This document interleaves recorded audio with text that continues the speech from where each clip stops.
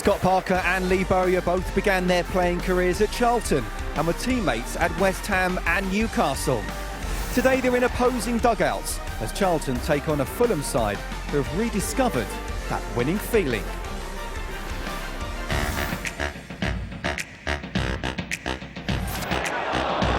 And it's Joe Bryant. It's a super finish. Here is Kearney, and Kearney puts it in the top corner. It's a good night for the hosts. Job done for Fulham. Kearney! He does it again. Fulham wants a second. Mitrovic is in there. They have it. It's into the area, and it's Mitrovic again. Raphael is still out of his area. It's 4. So easy for Fulham. Fulham's 4-1 win at Reading on Tuesday made it 2 victories inside a week. With Tom Kearney in superb form and Alexander Mitrovic back amongst the goals, they started to show why they are among the favourites for automatic promotion. Win today and they'll go top of the table. Charlton have made a great start to life back in the Sky Bet Championship, but a midweek defeat to Swansea brought the Addicts back down to earth after that impressive win over Leeds United. It is a London derby on the banks of the River Thames. A wonderful setting here at Craven Cottage, southwest London, as Fulham take on Charlton in the Sky Bet Championship. It's back-to-back victories for Fulham. If Scott Parker's side were to make it 3 on the spin, then they would go top ahead of the 3 o'clock kickoffs. It took Charlton 20 games to get to 17 points in their last championship season. Done that already in half the time. Win, and they go level with Leeds. Which is incredible considering Charlton were the pre-season favourites for relegation. But Fulham are one of the powerhouses of this division, and it looks like they're starting to get going. A strong Charlton connection on the bench, and it's fair to say we've got the same amongst the guests. But it's not every day you get one of the league's top strikers to join you for a game like this, Lyle Taylor, and we expect nothing less than total impartiality from Chris Powell. Guys, really good to see you. Lyle, first of all, let's look down. The knee, how is the injury? When are you back? It's not too bad. It could have been a lot worse. I'm looking at hopefully another 4.5 weeks before I'm back playing. But I mean, don't quote me on that because it could be longer than that. But I'm hoping to be back really soon. Oh, good luck with that anyway. Thank you. Let's look up now. The hair, some colour that. Yeah, I know. Tell us about it, and it's something that's close to your heart as well, isn't it? It is. So last year was the start of this, and we dyed my hair pink for cancer in aid of Cancer Research UK and to try and raise some money and some awareness for them. This year we've gone bigger and pinker, and yeah, it's definitely pinker. And do you know what? It's got longer working as well on the donate page. Yeah, so it's working because people are starting to have the conversation, and the awareness is everything that I wanted from this. Chris. No pink. You know what I'm going to ask you. You're going to grow that and go pink? Actually, I would. You know, I'm a big ambassador and campaigner for prostate cancer, and any cancer is got to be taken seriously, and to raise money and awareness is always a big thing. If you didn't quite get that link, it is easily found on the internet, so just tap in Lyle Taylor and Cancer Research. You'll be able to find it. Before we talk about the game, let's talk about your penalty technique as well. You've already done it twice this season. You did it in the playoffs at the end of last season. Tell us about it and why you've developed it this way. So I'd missed a couple of penalties last year, and I think I'd taken 5 and missed 2. And I sat down with the goalkeepers and I said to them, there has to be a way that I can take time, well, not time, but a little bit off of my run-up and be more accurate. So we started slowing it down and trying to lift the ball and go higher, which obviously works. And then it kind of developed over every single day to, right, now I'll have a walk and watch the goalkeeper. And look, at the end of the day, I'm going to miss one. I'm going to miss one and I'm going to look stupid when I miss. But it's something that works for me, so I'm not going to change that, and I'll keep doing it. I've said this before, I played with Paolo Di Canio, the best penalty taker I ever played with, and he had a very similar style as well. But how would you feel as a manager, Chris? Oh my God. I mean, I don't know how Lee Bowyer must feel. But if he puts it in the back of the net, you're happy. But was it the Reading game, the last minute, or Barnsley? Barnsley. I mean, to get a point and come away from there, with the point of him scoring that penalty. It's a unique technique, and I applaud him for it, but I wouldn't encourage him. But you know what, if it suits him, and it's for the team, why not? And as he said, he missed a couple already, so it works for him. Absolutely. No Lyle Taylor today, of course. Let's have a look at the teams and see what Charlton have come up with. Other injuries as well, but this is the team Lee Bowyer is able to put out. He likes either a diamond formation or a 3 at the back. He may well have gone with both. 5 changes from the Swansea game midweek. Solly, Sarr, Pratley, Williams and Forster-Caskey all come in. It's his first start as a wing-back. As for Fulham, 2 changes from that excellent 4-1 win midweek. Steven Sessegnon and even Cavaleiro come in for Adoy and Decordova-Reid. Tom Kearney has 4 goals in his last 3 games. Alexander Mitrovic, 7 in his last 8. Just the 104 championship goals for that front 3. Well, Charlton was the place where it all started for Scott Parker, but he did score against them for Fulham 5 years ago. Will he get the same feeling today? Well, he's speaking to Jonathan Oates. Scott, when it clicks like it did in midweek, you've looked hugely impressive so far this season. How do you get as close as possible to that complete performance today? I think ultimately the foundation of a work ethic and a real desire first and foremost. I think obviously realise the quality we have in this team and the individual quality we have. But I think ultimately every good performance, certainly this year from us and any team, really comes from a desire first and foremost and a willingness to match to work ethic. And certainly we're going to have to do that today against a very good Charlton team who will come here and put on a tough test for us, really. You made a couple of changes. Was it tough to pick a team? Why have you gone for Ivan Cavaleiro ahead of Bobby Decordova-Reid? Yeah, it was tough. Bobby came in midweek and done brilliant, really. And obviously the luxury I have with this squad at this present moment in time, we're in a good place and the players are in a good place. And I feel like really I'm not weakening my team in any way when I'm mixing it around. And I'm in a fortunate position in that sense. I just felt like today maybe it was a game for Cav. Obviously I don't really know how Charlton are going to come, but I suspect they'll come and be aggressive in that, and hopefully we can exploit them going forward.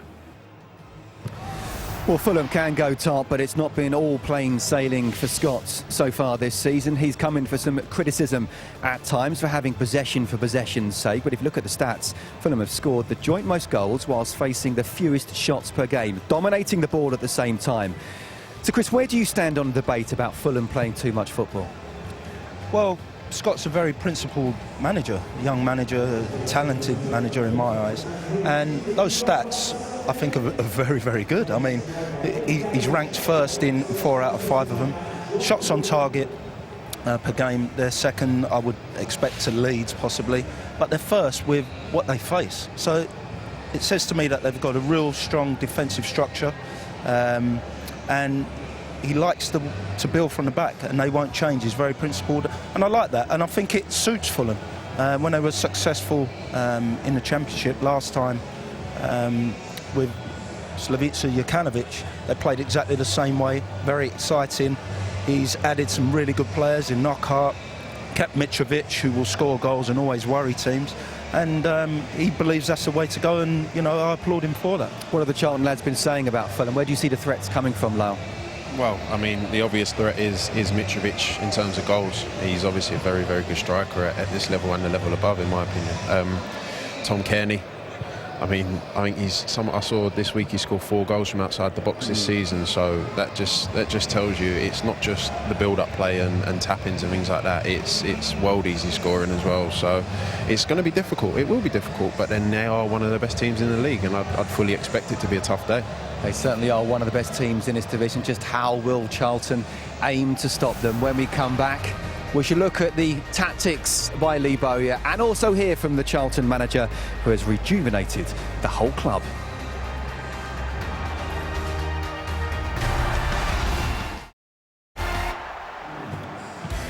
We're in southwest London this Saturday lunchtime in the Sky Bet Championship. Southwest meets southeast in the derby as Fulham face Charlton. Fulham have won the last 2, whereas for Charlton it is the end of a very tough week. Well, Charlton fans proud to watch their team on the pitch, and that is all down to Lee Bowyer and his coaching staff. Promotion in his first full season and a good start to this in the Championship. He's been speaking to Jonathan Oates. Well, Lee, it's been a demanding week. How are you set for another big test?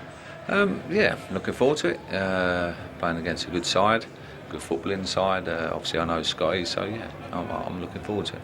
You've made 5 changes from midweek. Is that a reflection of a tight turnaround before this game? Yeah, there's no recovery. Wednesday, Saturday morning is there's no recovery for our lads. So yeah, I brought people back in that didn't play Wednesday. So yeah, we've had to change things around. We lost Chutzanike yesterday, so yeah, we've had to change things around a little bit. So far this season, you've got better results with less possession. Are you happy to let Fulham have the ball in non-threatening areas today? Fulham are going to have the ball. They're a very good side. They've got Premiership players. They've got a very good squad. They move the ball well. They're patient, so they're going to have more possession than us. I accept that. So, but when we get it, we have to be good in possession ourselves. We have to be. We have to move the ball quickly, and we have to take care of it, because we can't give it back to them quickly. Otherwise, they're going to punish us. So, yeah, it's going to be a tricky game, but I'm looking forward to it. I think that as much as they're going to have possession, I think that we can cause them problems. Thanks, Lee. Cheers. Thank you. All the best. Yes, Lyle, Charlton haven't lost a game when they've had less than 50% possession. They haven't won a game this season having more than 50% possession. Is that the style under Lee Bowyer, or is that the way games have just gone? I think that must be the way games have gone. There was the first half against Nottingham Forest this season where we dominated the ball, and we were very, very good, and I think we were unfortunate not to win that game. So I don't think it's a thing of the manager. It's simply how it's gone this year. I think last year we dominated the ball in most games, and this year you're playing against better teams and you don't dominate the ball as much. Chris, Lee Bowyer took over when Charlton were 9th in League One. With all the problems that's gone on off the pitch, what he's done on the pitch, and with the lowest budget this season in the Championship as well, how do you sum up the job that he's done? Oh, it's phenomenal, really, when you look at really he's a reluctant manager. Initially, you know, he retired from the game, and he was over in France, but then just came over, helped Harry Kewell, then went to Charlton, helped out Carl Robinson, found himself in the role, adapted quickly, and he knew he had to build the club up, and so far so good. I mean, it's phenomenal what he did last year and so far this year. We can see he's not watching us, he's not listening to us, Lyle, so you can tell us the truth. What's he like to play under? Do you know what? He's the complete opposite of what you'd expect. Anybody who watched Lee Bowyer the player or knew Lee Bowyer the player would have said he was quite fiery, he was quite hot-headed, but he's so calm and he's so thoughtful in the things he says and the things he does, and even down to things like his team selection and the formation played. There's so much thought and analysis that goes into it. So he's a good manager and he's a good man. He's certainly doing very well at the moment. But tell us about Conor Gallagher, who's certainly doing well. Massive impact for Charlton so far this season. 19 years of age, on loan from Chelsea. How good is this kid? Well, when he came in, it was funny because his first day, it was almost like he needed so much time on the ball in small-sided games. But ever since then, the boy's just gone from step to step, and it's honestly, it's scary. He's 19 years old, playing in the second tier of English football, and to say he's doing very well would be an understatement in my opinion. Chelsea have got one hell of a player there, and I can see him playing in the Premier League for a long time. I spoke to Lee Bowyer a couple of days about him. He said he's a box-to-box player. He gets forward, he scores goals, he tracks back, he tackles. So it sounds like a young Lee Bowyer. But look, kick-off not far away now here at Craven Cottage. One star player not able to play, but there's plenty of match winners who can. Who will step up and be the hero? We'll find out soon enough.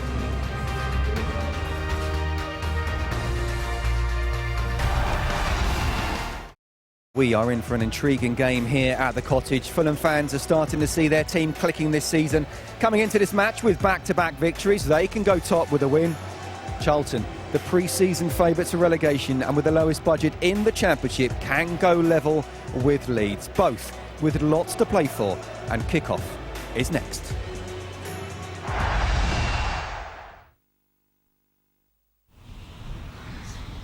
Best seat in the house. I can see it all. But could it be better?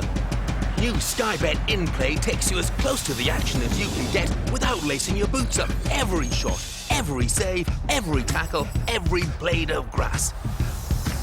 Sit back and enjoy the view. Oh, did anyone see that coming? You're in the best seat in the house.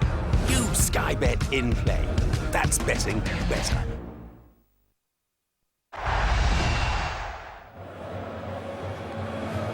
Two divisions separated these two sides last season. You can't quite say they're on a level playing field this. Charlton have the lowest budget. Fulham have had their amazing players and look like they're about to move up a gear or two after 2 straight wins. But this is the Sky Bet Championship and strange things can happen. Having said that, Chris, on top of Fulham having the edge playing wise, they have had an extra 24 hours to prepare for this game. They played against 10 men on Tuesday for 70 minutes. Charlton played Wednesday against a very good Swansea side, 11v11. We heard Lee saying it's tough. How tough will it be? That's why he's made 5 changes. Obviously, in the first case, that will be tactically, but I think he'd be aware of they're virtually on their second, third day recovery from the game. So it's very important that they have the energy and the legs to compete against a side who will dominate the ball. So it will be key, kicking off at lunchtime, an early start for everyone. I think he's just hoping that the players that come in will give the team a bit of freshness and enable them to compete. There you go, Lyle. Good fan of yours. That's brilliant, isn't it? That is It's brilliant. better than yours. It's much better than mine. There's more hair as well. Is the knee as well starting to suddenly get better? You want to get out there and play? Oh, like you wouldn't believe. These are the games we live for as players. If you were fit, how would you play against the Fulham defence? Someone would be getting kicked. It'd be. Would you try and rough them up? Do you feel that's how you can do it? 100%. It'd have to be, because they're a team that dominate the ball, and the best way to do that is to not give them an easy ride. Third best defence in the division, Fulham have, though, don't they? So they're a difficult side to actually break down the score against. Oh, they obviously are. I'm not saying I'd be able to rough them up, but I'd give it a go. They're good defenders, and in Mawson they've got a lad who's played in the Premier League as well. So they've got a lot of very good players and across the pitch. So it's not going to be an easy game, but I fully expect our boys to give it absolutely everything and see if they can get a result. Tom Kearney there, how key is he for Fulham? Best player in the league for me. In the league? Yes, absolutely. Best player in the league. He's above the level.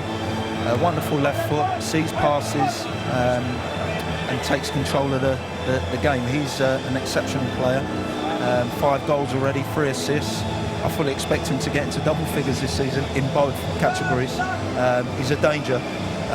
But what Charlton will have to do is, when he doesn't have the ball, to maybe get in behind him, because his strength is obviously creating and scoring goals. We are in for possibly a classic game. Charlton have had a great start to the season, despite being many people's pre-season favourites for relegation. Fulham look like they're just starting to click into gear. Who will get the win before the international break? Let's get to your commentary team of Keith Andrews and Gary Weaver. Yes, thank you, Scott. Always special to be here. London is theatre land, and this particular theatre on the Thames throws open its doors again, ready for what they hope will be another glittering performance. Fulham have been putting on a show, and a win will put them top of the Championship. But Charlton Athletic are here to try and rip up that script. The club from the other end of the Thames has been riding a wave of optimism, which didn't seem likely when the river ran dry a few years ago, with relegation and a club at war. But in a tale which has had more twists than the river we're stood next to, Charlton have emerged from the storm, win this, and they will be in the top 3 of the Championship for a few hours at least. Well, Scott Parker has had to make some tough decisions ahead of this. Harry Arter holds on to his place in midfield, keeping out the impressive Harrison Reed. Ivan Cavaleiro returns on the left of the front 3, with Bobby De Cordova-Reid making way. Steven Sessegnon returns at right back, and one man who is at the top of his game right now is Tom Kearney, whether that's on the ball or off it. He scored 2 blockbusters at Reading on Tuesday. Charlton know they cannot give him space, or he will punish them. Well, Lee Bowyer changes almost half of his team and the shape. 5 changes in all to the side beaten by Swansea on Wednesday night. He switches to a back 3. He believes some of the big teams like Fulham and Leeds can struggle against 3 centre-backs. Jake Forster-Caskey starts just his 2nd Championship game of the season. He'll play at left wing-back with Ben Purrington injured. Johnny Williams has finally found a club which makes him feel at home. He will support Macaulay Bonne, who was playing non-league football last season. Only 4 of this 11 2011 started the League One playoff final win in May. Lee Bowyer from Canning Town in charge of Charlton Athletic, up against Scott Parker from Lambeth, who will be leading Fulham into battle here. Both came through the academy at Charlton, and they were teammates briefly at Newcastle United and at West Ham. And if you search for it, there's a nice photo where Scott Parker has Lee Bowyer by the throat in one particular contest when they were up against each other a long, long time ago. All friends now. Well, let's have a look at a couple of key men ahead of kick-off here. Harry Arter, Fulham's number 18. He's kept his place in the team ahead of Harrison Reed. Keith, what will Scott Parker's thinking be? Well, I think it says it all there in terms of the passes per 90 minutes alongside Mawson and Tim Ream stepping out. I think Harrison Reed has done very, very well in that role, and I think as the season goes on, that'll be alternated. When you look at Charlton, and in terms of that type of position, we've already spoken about Tom Kearney and how dangerous he is. Darren Pratley has to use his head, has to use his experience. I would expect him and Josh Cullen to sit in front of that back three and really try and protect it. Keith Stroud in charge of this one on the banks of the Thames. Overcast at the Cottage, but a pleasant enough day. This place having a little bit of a facelift. It is one of the most unique grounds in football, with the Cottage in the corner. The stand behind us, the Riverside stand, will be coming down in its entirety as Fulham build for the future. So the capacity cut, just under 2,000 Charlton fans in the place. Well, there's the Riverside stand. That will disappear completely. It will be interesting when it does, by the way, with the conditions, because the wind will be sweeping in off the Thames when it disappears completely. So it will be Charlton Athletic to get the ball rolling. The men from southeast London on southwest London soil, and they are attacking the Hammersmith end of Craven Cottage. Williams looking to get involved, beaten to it by Sessegnon, but here is Johnny Williams. Now Naby Sarr. Well, straight away you can see the change of system. Lee Bowyer's side, it will be a back three, stroke back five. And they drop in, so Jake Forster-Kaski will play that left wing back role. Dynamic of who he takes. Will it be Sessegnon? Will it be Knockaert to start with? It looks like Naby Sarr's looking after Anthony Knockaert. He did come on in that left back role, not wing back, but a left back role against Swansea on Wednesday night. That was loose, and that's Pearce snapping in for Charlton. Here is Forster-Kaski. Blocked by Sessegnon, and it goes behind for a Charlton corner. Well, I like that from Jason Pearce. He followed Mitrovic all the way in, didn't allow him to just drop in and get Fulham playing. They will play in a pragmatic fashion at times, right from the off. They aren't looking to disrupt Fulham and the flow they're trying to build. Naby Sarr, Lockyer and Pearce waiting inside the box. Charlton goes short. It's Gallagher. And Solly goes all the way back to Dylan Phillips in the Charlton goal. And in the end, the promising position came to nothing. Well, I can't see Lee Bowyer from where I'm standing, but I can imagine he's not too pleased with that corner kick. Great opportunity, good start, forced Fulham back, got a corner kick, and then wasted it. Well, I just peered over our vantage point here at the precise moment that Lee Bowyer was shaking his head, so there's your answer.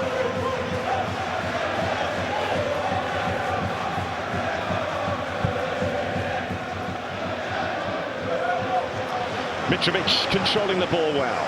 There's Cavaleiro. Lockyer out there to greet him. Cavaleiro hosts Bryan on the outside. Joe Bryan delivers that cross, and no chances being taken by Forster-Kaski. That's clever. You can see the way Charlton are looking to press Fulham. They bypassed it, they left themselves 3v3 at the back. Play off Mitrovic. He has got that physical presence where he's going to get hold of the ball. Allows you to bring players like Kearney and Cole into play. Jason Pearce keeping an eye on Alexander Mitrovic. Johansson lurking at the far post and trying to shake off Macaulay Bonne, who's looking to keep an eye on him. Joe Bryan is preparing to take this corner in front of the Charlton fans. Off the head of Pratley, that's Gallagher. Arter hunted down by Johnny Williams. Williams hits the deck and gets the free kick.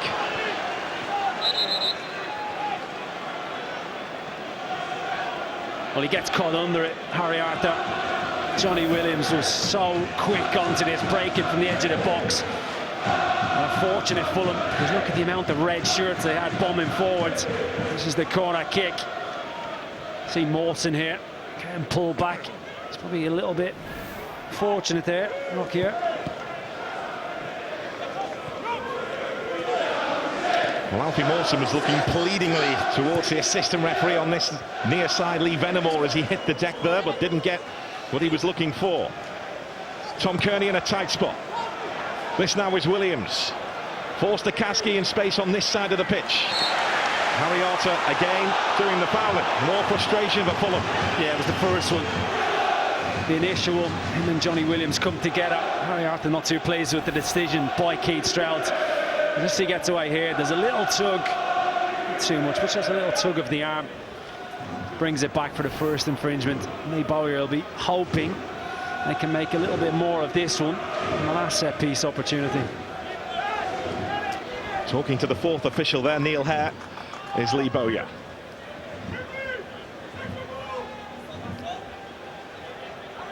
The three centre-backs are forward again here for Charlton. Lockyer, Sarr and Pearce. Macaulay Bonne in the mix as well, and Pratley. Bettinelli building a two-man wall.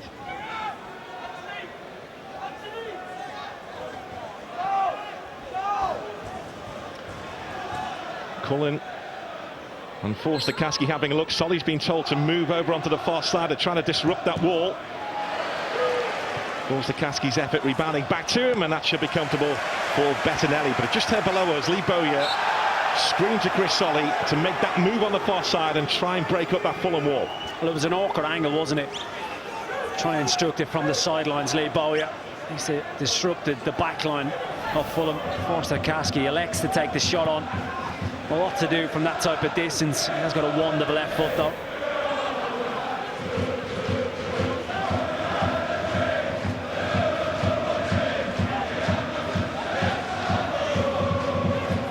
Charlton looking to man-mark Fulham all over the pitch here. And Bettinelli looking for someone to play the ball to.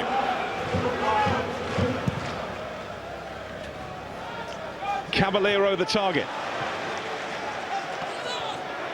Conor Gallagher, from a family of Chelsea fans on loan from Chelsea. He would love to leave his calling card in this part of southwest London.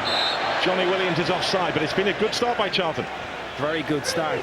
Surprised with how aggressive they've been in terms of trying to press Fulham right from the off. Once they've won it back, tried to be very, very proactive.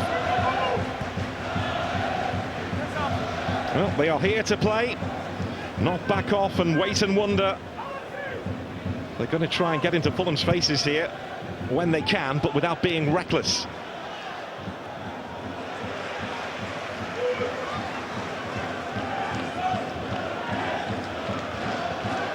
Harry Arter, Kearney, there's Ream.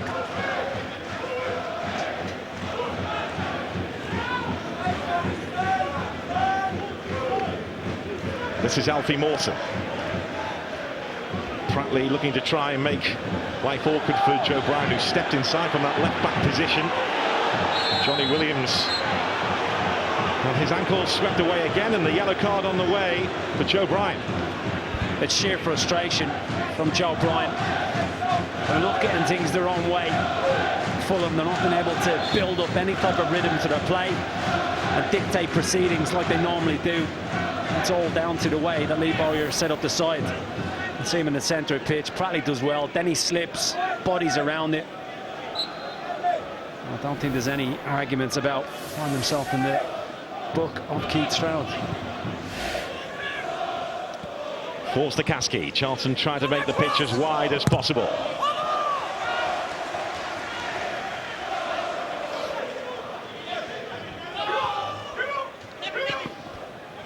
Nabisar. Forced to Kasky. Now Williams. Sessegnon intervenes. Alfie Mawson having a look, looking for an out ball. Cavaleiro is that out ball. Lockyer across on the cover. Now Tom Kearney. Cavaleiro gets it back, solly and bravely, and gets the free kick. Well, that's a danger for Charlton. If Fulham can find that little bit of quality to bypass the aggressive press. And they are taking 4, 5, 6 red shirts out of the equation. Cavaleiro on that equation. Solly was brave. Well, in many ways, Fulham will take this because they want to face teams who come onto them rather than sit off. It will give them a chance to counter-attack. Only Barnsley have really pressed them this season, and they emerged with the victory at Oakwell. But Fulham would rather teams come at them, go at them, and leave space in behind so they can try and pounce on the counter-attack, just as Leeds tried to do against West Brom on Tuesday.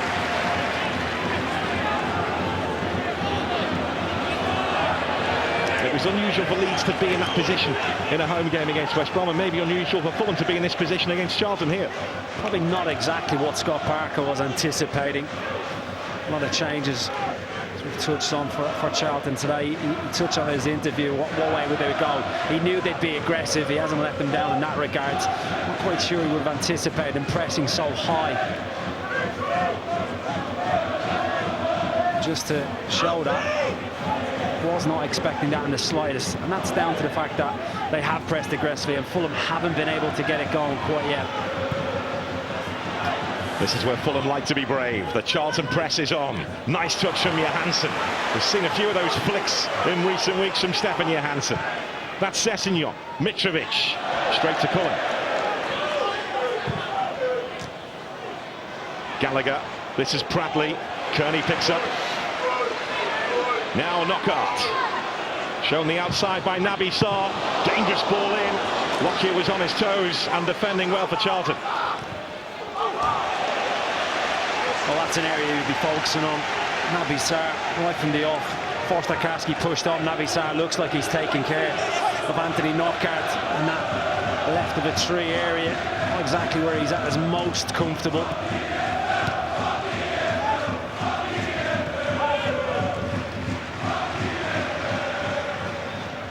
Joe Bryan. Cavaleiro. Fizz back at him by Tom Kearney.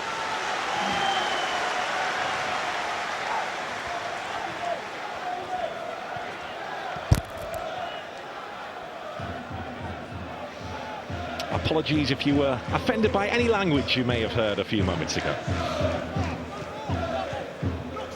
There's Tom Kearney. Now Ream. Galagher trying to deliver that ball into the path of Bonne.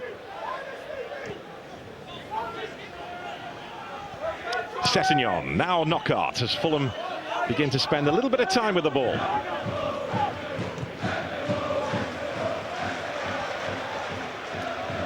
Joe Bryan. Cavaleiro. Johansson, Mitrovic, Cavaleiro, Fulham moving up through the gears. Lockyer was stepping across Cavalleiro's path. Jason Pearce. That's Sessegnon. Now Naby Sarr. Just signs the Fulham are finding their feet.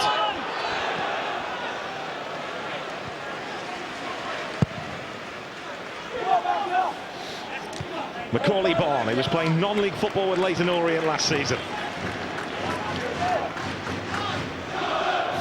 He was quite candid a few weeks ago when he said, I'm nowhere near good enough at the moment to play in the Championship.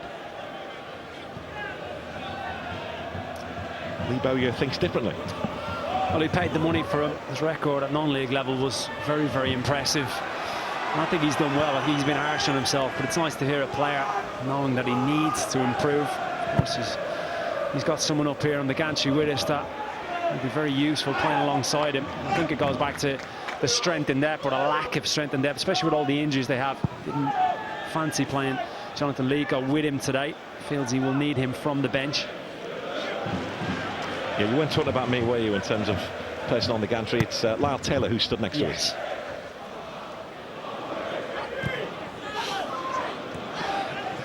There's Knockout.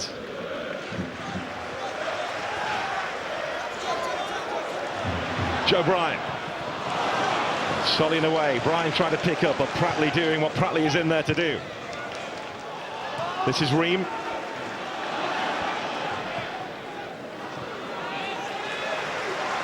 Now Tom Kearney. Joe Bryan seen off by Chris Solly.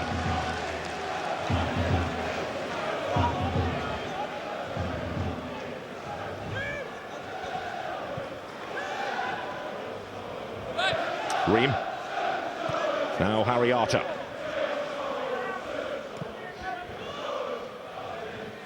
Johansson. This is Gallagher.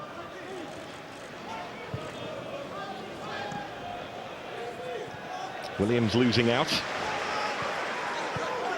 There's Bryan, who has been the more advanced of the Fulham fullbacks in recent weeks. Sessegnon. Knockaert having to stretch.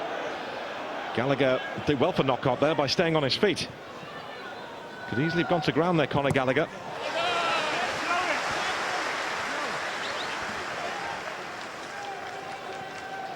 Settled so well, hasn't he? Charlton colours. He's taken it. Very technically gifted, this Charlton midfield, but they do the ugly side of it very, very well as well. Stopping Fulham from playing at the moment. None of the midfield three of Fulham have really been able to get on it, get their head up and pick out a pass. He has quite the medal haul already, Conor Gallagher. The Europa League winners' medal. He was on the bench in the final for Chelsea last season. He's won the World Cup as well with England's under-17s.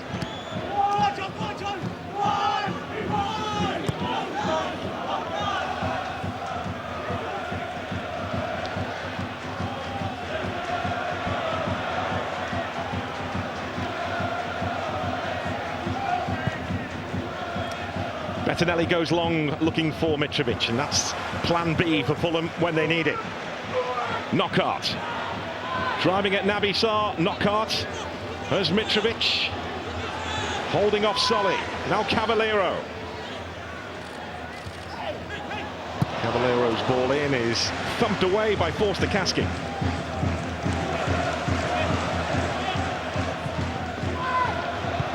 That time it was Pierce in the way. Arter. Bryan's cross, and Phillips with eyes on it and hands on it. You're spot on, there was plan B, but plan B can still be very, very effective. We're in an era now where certain teams are obsessed with playing from the back even when it's not on. Charlton are locking on man for man, proving very difficult to play out from the back in a short manner, but they still have that quality to find Mitrovic, and it's only a little clip, 30-40 yards. Williams trying to shake off Johansson. Macaulay Bonne in the middle. Bonne trying to get back to his feet, but they were swarming around him, and Ream deals with it, and Arter will bring it away.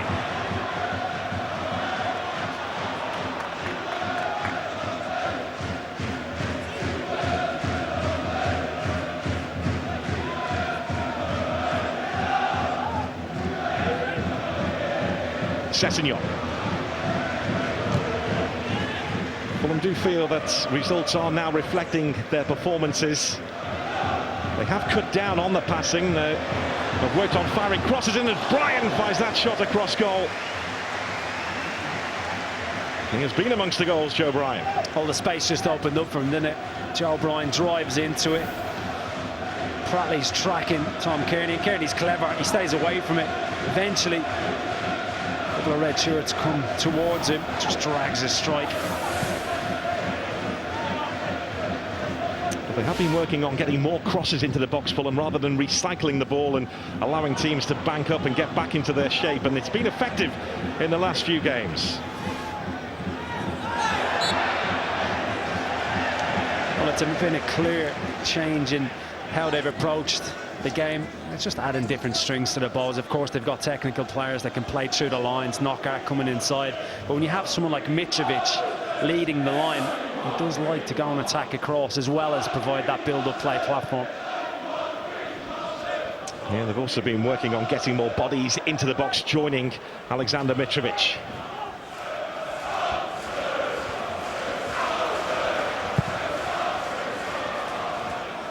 Gets away from Pratley, but this is Lockyer. Now Pearce.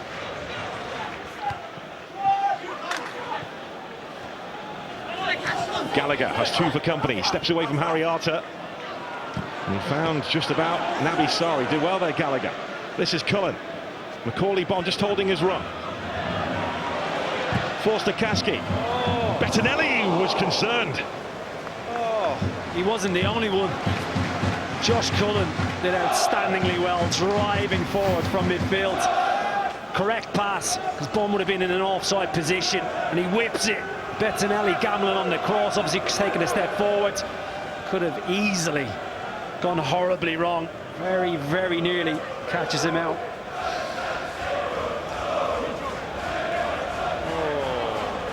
Well, that is the Anthony Knockaert end of Craven Cottage, where his mishit cross went in against West Bromwich Albion. Could have easily got away with that and just said it was a shot, couldn't he? He could quite easily have done, but he was quite candid, saying, yeah, mishit cross. Found the top corner.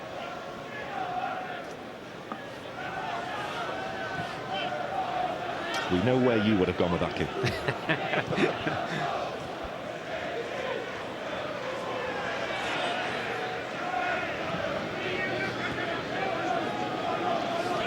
Alfie Mawson. And Charlton just beginning to step out and get themselves up the pitch as Fulham move the ball backwards.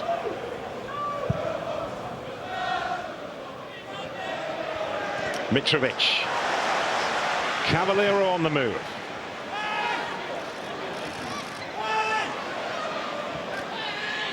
Mitrovic.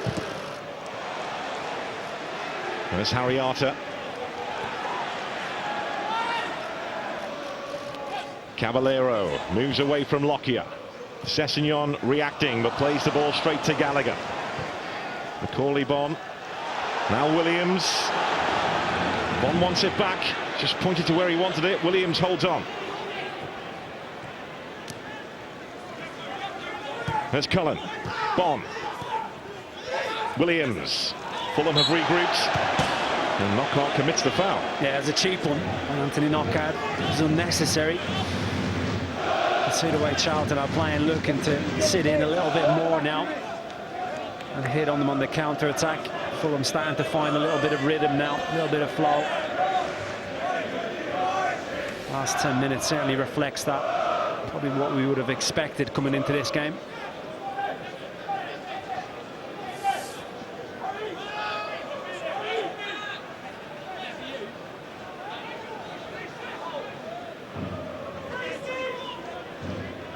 Cullen and Forster Kaski standing over this. What's up their sleeve here? Cullen with the ball, it was Pratley. And Bettinelli emerges with it, but that was straight off the training ground. Better set piece on this occasion. Just disrupts that back line, alters it. Cullen comes back in and he whips it to the light football in. Pratley goes and attacks it. And he really should be doing better. He's probably stretching just to get there. Doesn't get the contact he would have wanted. Sure, they scored from a similar free kick routine against Doncaster in the playoff semi-final last season, Charlton. Lyle Taylor's just said to me, don't tell everyone. I'll take it back. There's Johansson. Knockaert. 2 for company. Tom Kearney.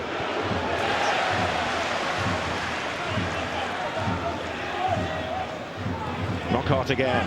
Johansson, an intelligent run. Hit into a decent area. Mitrovic goes down. He wanted a penalty. Keith Stroud says free kick. Well, he's in a great position, Keith Stroud, to see this. Mitrovic in disbelief. Johansson puts it across the 6-yard box. It's Lockyer in the wrong position. You can see Mitrovic is tugging the back of his shirt. He's fortunate in one way, Tom Lockyer, because he gets caught on the wrong side and he's trying to get back in. I don't think Mitrovic needs to do it. I think he's already in a good position if he could use his strength just to stay in front. Good decision by the referee.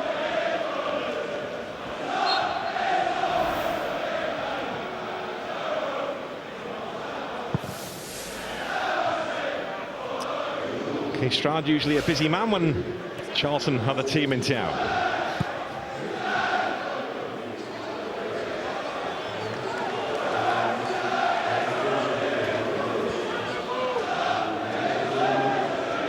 Alfie Mawson. Sessegnon.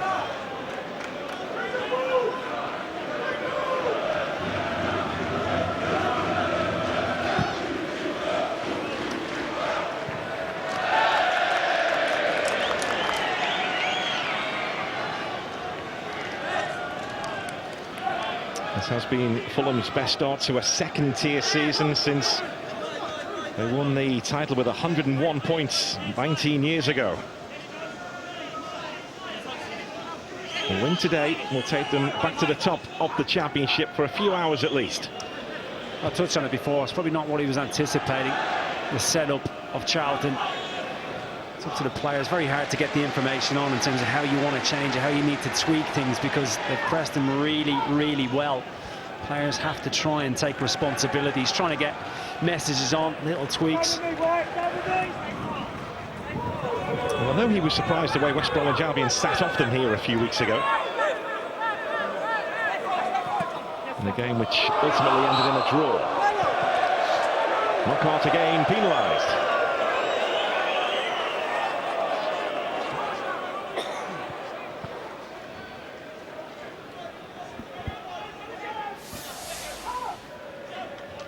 He loves playing in this league. Anthony Knockaert, a key figure in Brighton's promotion a few years ago.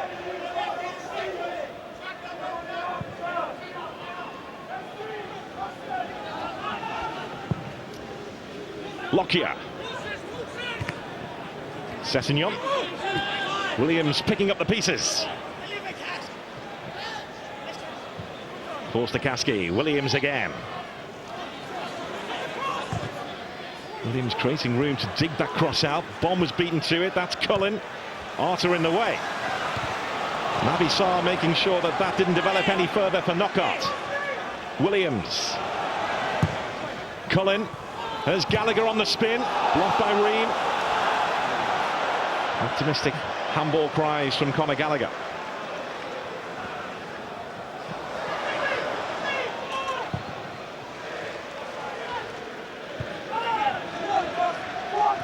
Johansson. Naby Sarr in the way again. There's Cullen. Now Williams, who's been busy in the opening 25 minutes here. Solly. This is Cullen. It's Galagher. Conor Gallagher. Excellent play by Charlton. Johnny Williams starts it off, sprays it diagonal, far side of the pitch. Look at the bodies again. Play from a base, but once they get into these areas, they've shown real quality. One touch layoff from Cullen. Gallagher rolling inside. First touch was good, sets himself. Eventually Fulham, the numbers around it. Tim Ream with the block. 3 goals to his name so far this season for Conor Gallagher. Goal-scoring midfielder, hoping to emulate the career of his manager, who knew the way to goal, and he tells his midfielders, get into the box, score goals. Well, he wasn't bad at himself, was he?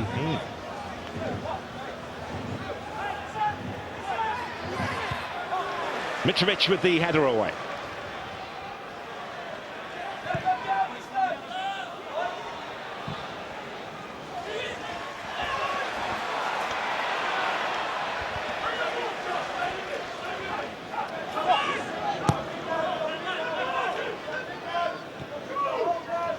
There's Ream. This is where Fulham have to be brave. You have to be brave to play this way and believe in each other. Joe Bryan surging forward. Cavaleiro. Mitrovic in the middle. Likewise Sarr. That's Pratley. Now it's Harry Arter. Trying to disguise that through to Mitrovic, but Pearce was onto it. Sessegnon. Now Johansson. Knockaert.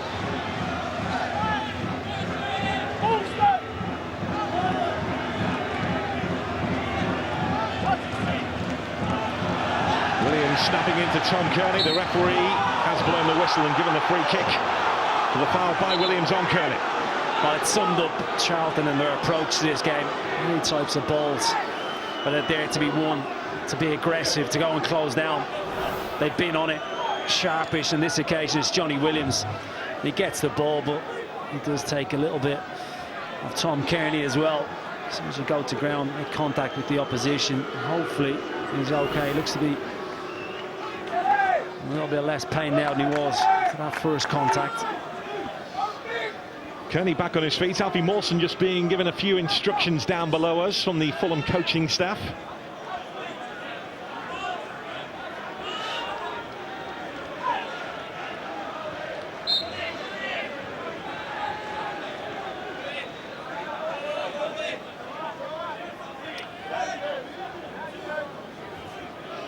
Mawson and Ream both make late decisions to make their way forward.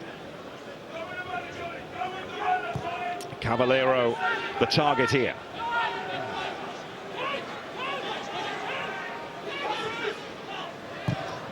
In by Harry Arter, away by Pearce.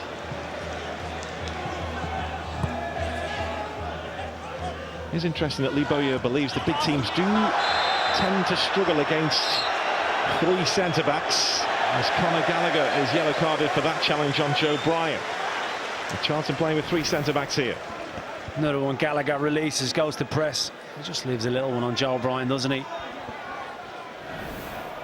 Yeah, going back to your point about the three centre-halves, it's very lopsided because look at Sarr, left-sided centre-half. Predominantly he's playing left-back because Kaski's pushing right on to Steven Sessegnon, which allows Sarr to take up Anthony Knockaert. Joe Bryan forces a corner kick.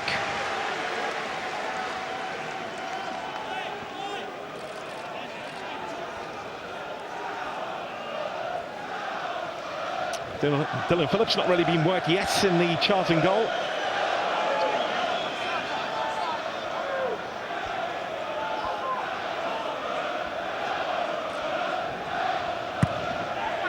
Mitrovic looking to attack it. Away by Forster-Caskey. The whistle blown again. And the free kick the way of Charlton. Well, he's clearly the danger man when it comes to set pieces for Fulham. Combination of Jason Pearce and Darren Pratley. Pratley's in the zonal area. See Pearce just gets across and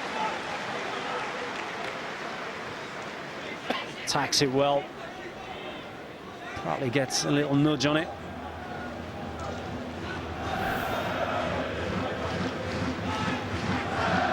Well, he knew he would be in for a battle today, Jason Pearce, who does relish a battle, the Charlton captain.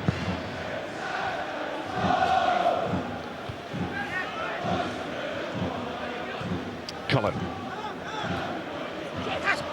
Forster-Caskey. Alfie Mawson nudged out of the way by Bonne. Well, Mawson makes the most of it. I'm entirely sure Macaulay Bonne needed to even make Keith Stroud make the decision. Another heart-in-mouth moment there for the Fulham fans as they move their way across the penalty area. It's the way they go about it, risk and rewards. They will try and tire teams out, make them chase the ball, and at times will take chances. Coming together there between Mitrovic and Pearce off the ball. Pearce back on his feet. Dylan Phillips coming for this and gets to it. Good goalkeeping, alive. Just a little coming together. Jason Pearce and Mitrovic off the ball. Mitrovic a bit annoyed there, wasn't he? Keith Stroud sees that. Mitrovic could be in a little bit of bother. Silly. Well, he has kind of quietened down that side of his game, Alexander Mitrovic.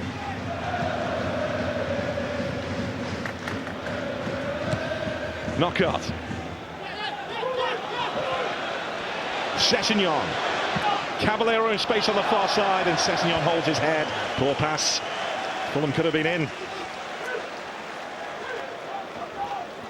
Well, that's disappointing. Sessegnon. They get at the back four. Charlton backtracking, opportunities. Just a slot pass towards Cavaleiro, just overcooks it.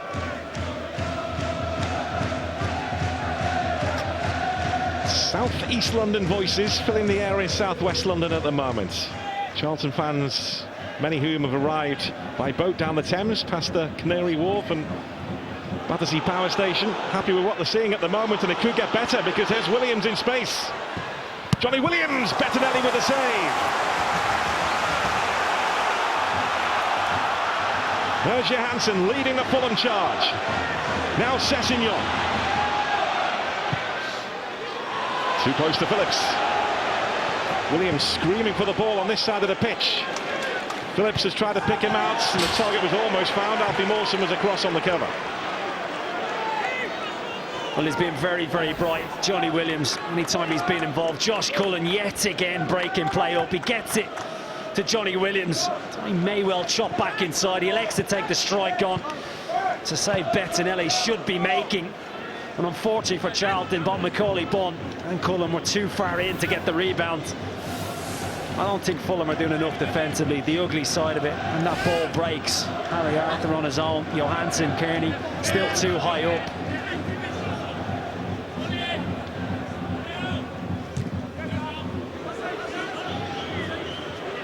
Well, he almost didn't return to Charlton in the summer, Johnny Williams. It didn't look like a deal would be possible.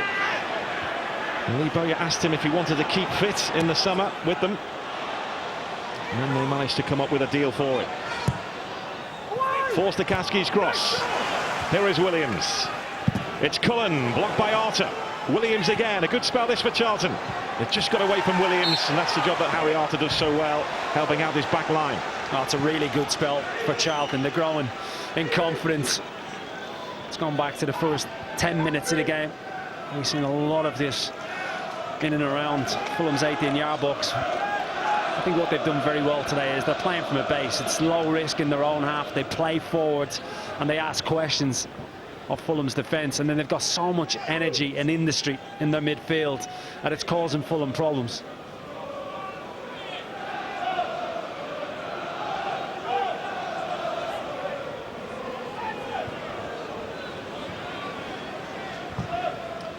Green breaking the lines and finding Kearney.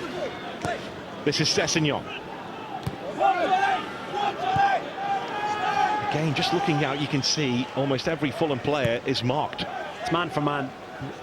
The only player at times that has a little bit of freedom is Joe Bryan, but they're stopping that ball getting to him. He's the one they need to play off Mitrovic and then go and join in.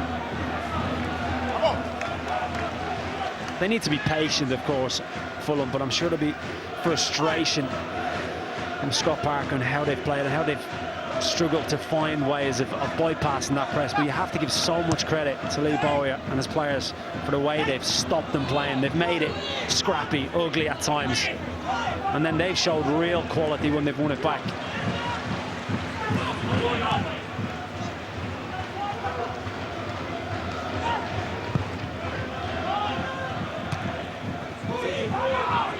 Tom Kearney, Pratley was after him, but he's found Knockaert. Space here for Johansson. Mitrovic wants it. Johansson went for goal, and no problems at all for Phillips.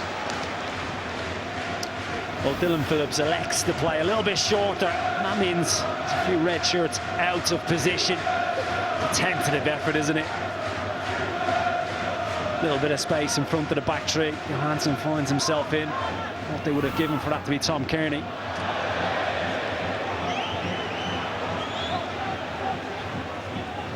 We're always a bit wary when Charlton play off from the back after what happened at Wembley, when I must confess, in the League One playoff final, myself and Don Goodman were looking away as Naby Sarr rolled the ball into the back of his net.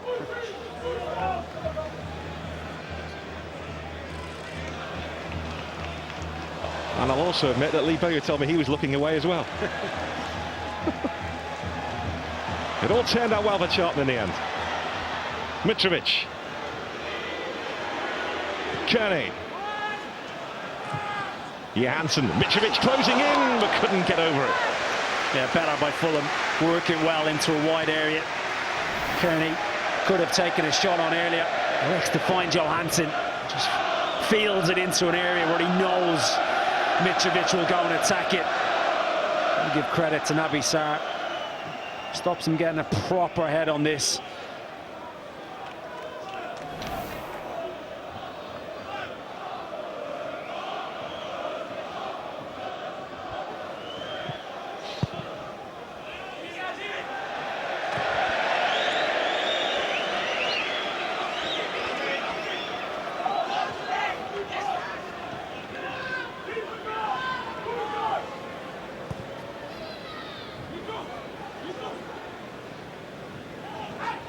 Alfie Mawson. Knockaert trying to get in behind Sarr. The flag has gone up against Knockaert.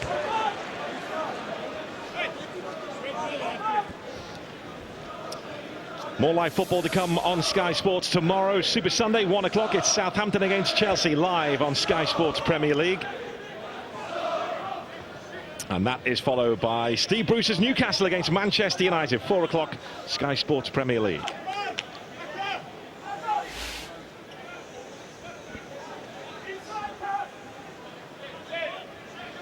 Steve Bruce, who knows this league inside out, knows just how tough this league is, and Fulham are finding it tough here against Charlton at Craven Cottage. Charlton team and club which has the lowest budget by far in this championship. This is Williams.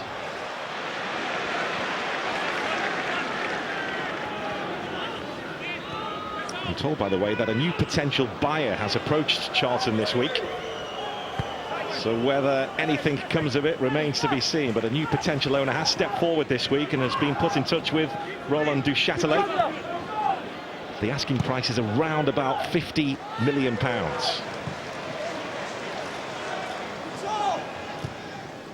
Mitrovic over the head of Johansson. Brilliant from Josh Cullen. Brilliant tracking from the midfielder. And he gets a pat on the back from his captain. Work it really well. Good diagonal to Mitrovic.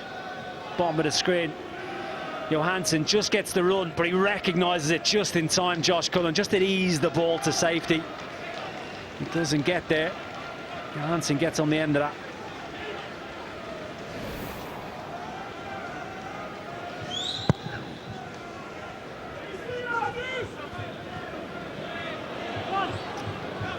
Galagher holding off Harriata. Forster-Kaski. Solly's at the far post. It's Galagher! He's back in West London and he's living the dream. Charlton have rolled down the Thames and they've planted their flag on Fulham soil. Well, they've looked the most dangerous of the two sides this afternoon, no doubt about it. And this goes back to what they were doing. Play from a base, they compete, they get bodies forward. Once they get into that area, they show composure. I touched on it before. Forster-Kaski has an absolute wonderful left foot. Solly gets forward from right back. What a ball this is. Diag, beautiful. The awareness, the knockback, and that finish is just sensational. It really is. The timing of the run and then the composure, not to smash it, but just to guide it into the surface, into the back of the net. And you cannot say they do not deserve it. The 19-year-old from a family of Chelsea fans has just struck at Fulham. He hadn't even played senior football until this season, despite having a Europa League winners' medal.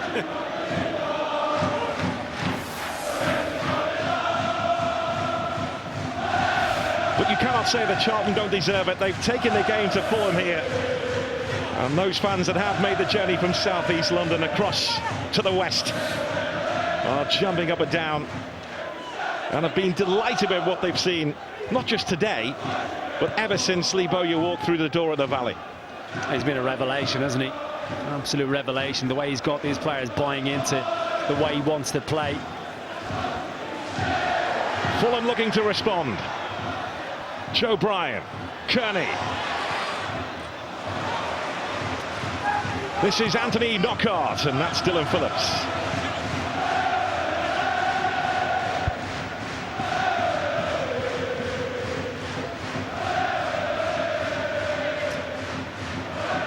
Charlton has been a club at war, but listen to those Charlton fans now here.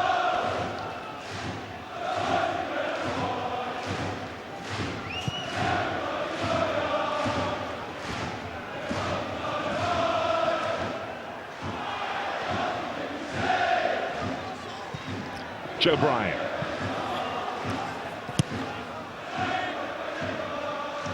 That's Ream.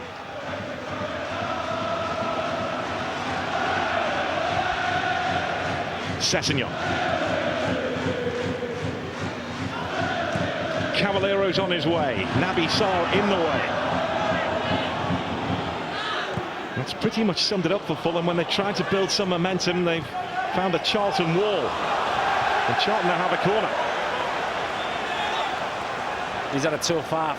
Steven Sessegnon, a couple of his passes misplaced. Teammates, of course, haven't helped him. And the way Charlton have set up certainly hasn't helped him. Pin in his face, forced Akaski for most of the half and nullified everything Fulham have tried to do. They have to react. Big half-time team talk from Scott Parker and his staff.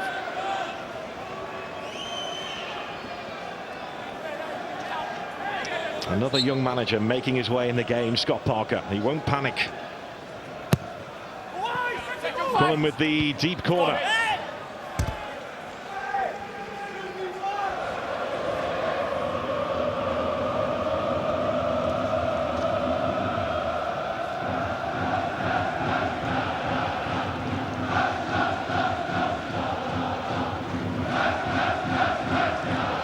There is one thing that Scott Parker wants his team to improve on. It's being more streetwise, toughing out the battle when they're in a battle like this. Well, you have to. In this league, it's renowned for it. You can't always just play. And Charlton aren't finished just yet. Fulham with a man down. Into one additional minute. Harry Arter who's down as Charlton play on here. It's Cullen. And it's gone wide, but Harry Arter is in some distress here.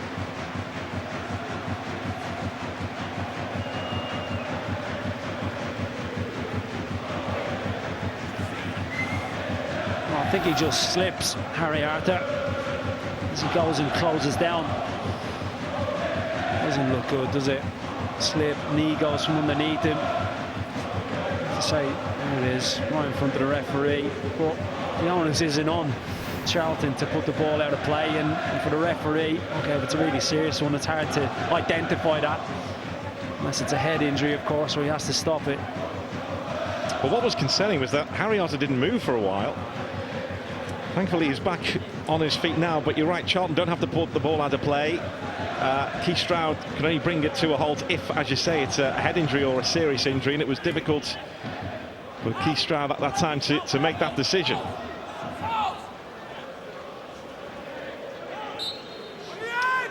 Harry Arter off the pitch, Fulham down to 10.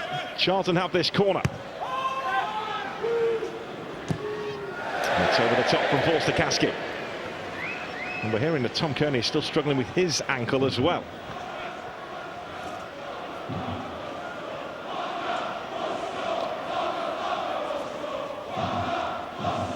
Harry Arter, who was at Charlton as a youngster, is back on the pitch.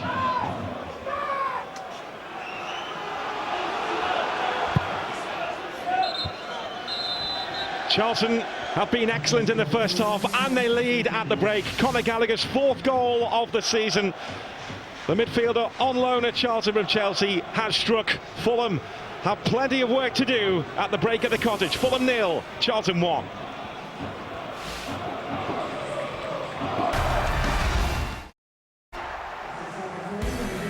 Half-time here at the Cottage, and it's Charlton who lead Fulham by 1-0. And look at the away side in terms of attempts and on target. Bowyer said before the game he was happy to concede possession. He knew Fulham would have possession, but with 35% of it, they have looked very good indeed. Lowell Taylor and Chris Powell alongside me. Unfortunately, Lyle, you're not able to be out there on the pitch, but what did you make of those tactics? They looked absolutely spot on. It seems to be working. We seem to be happy to concede territory and go a little bit longer from our defensive third, and then when we get up to the final third, it looks good, and we seem to be playing really well. So it's working, and long may that continue. And in terms of the system as well, to the goal itself almost like a training ground goal, the way it worked for every player who touched the ball, Chris? Yeah, very much so. A direct kick from Dylan Phillips, a flick on, Galagher goes beyond, collects it, puts it out wide to the left wing back, who crosses to the right wing back, and it's a really intelligent header by Chris Solly. He could have gone for goal, but Galagher typical of a midfielder, puts out wide, gets himself in the box to support the lone striker. Great header. I mean, he's untracked and an excellent finish. You'll appreciate that finish, Lyle. Oh, the finish is brilliant. The technique is very, very easy on the half volley to balloon that, especially when you're reaching, to even miscue it and it go behind you. So it's very easy to do. So, but that technique is fantastic, and it's a great goal. Did we see a little bit of petulance from Alexander Mitrovic in that first half, which maybe sums up the frustration Fulham are feeling right now? Very much so. They've been lethargic. They haven't really dominated it in chances, and he's been frustrated because they defended him really well, and he just kicked out. I mean, it's a yellow. I think the referee's seen it. Normally for me that's a yellow, nothing more than that, but they look frustrated, Fulham. They haven't been able to play their normal game because of the tactics by Charlton, and even though they've had one or two attempts, they haven't really imposed themselves like they normally do. So what do they need to do in the second half to get back into this game? For me, they have to exploit the wide areas, because Charlton are going man for man. Chris Solly is marking the fullback, Fulstakowski is marking Sessegnon, so they're leaving Naby Sarr one-on-one with Knockaert. They're leaving Lockyer one-on-one with Cavaleiro, and really most centre-halves won't want that. So Fulham, for me, have to play it wide very quickly, switch play quickly and try and exploit that, because if they don't, Charlton get back in numbers, they frustrate Fulham when they're attacking, and then Charlton break, and they've broke 2 or 3 times effectively. A tough week for Charlton fixture-wise, but they have got their tactics absolutely spot on in that first half. Chelsea starlet Conor Gallagher with a goal, a well-taken one as well. How will Fulham respond?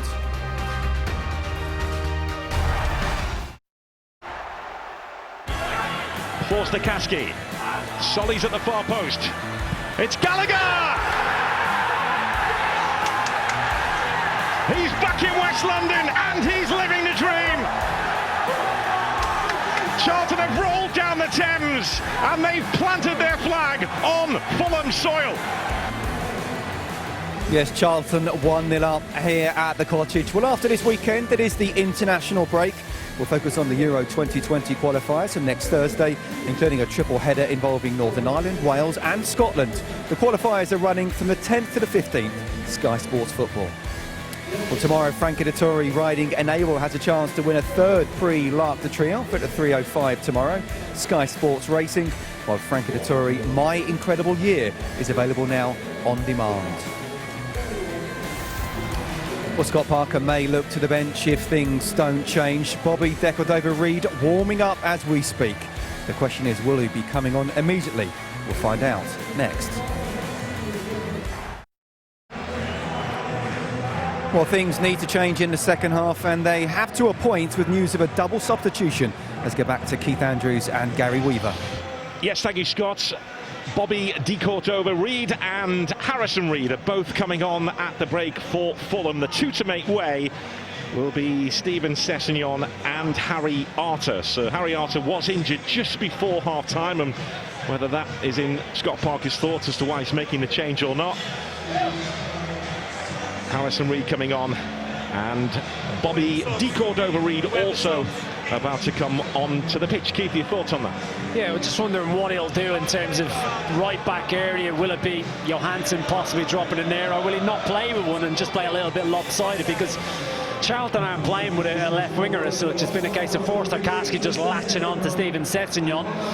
Might see them playing without that. Let's be interested to see what way they set up now. But one thing I would say is that they add more energy to the equation. De Cordova-Reid in particular will disrupt the midfield. He'll run beyond the Charlton back line, and that will create space.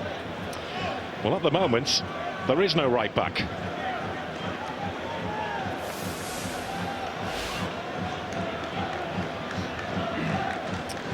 Charlton's last win at Fulham was back in 1986, a 3-0 victory here in the old second division. It relegated Fulham. Charlton went top 2 that particular day, and a few weeks later they won promotion to the top division. They're in control here thanks to a first half strike from Conor Gallagher, and we're just waiting to see as to how Fulham shape up here, and it doesn't look like they do have a right back on the far side of the pitch, so Cavaleiro's patrolling that far side, but no right back for Fulham. as it looks at the moment, Keith, who has a big smile on his face. Systems are overrated, Gary. They really are. Who needs a right back? Well, Fulham might. We'll find out. Pushing the back there on Forster-Caskey. Joe Bryan moving across to join his two centre-backs. So whether they're going with a three at the back here, including Joe Bryan as one of the centre-backs, not too sure, but all will become clear in the next few minutes.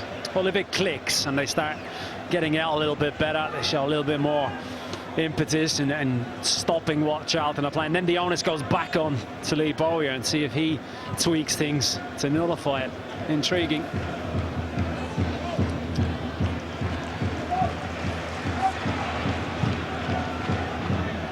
Mitrovic the target.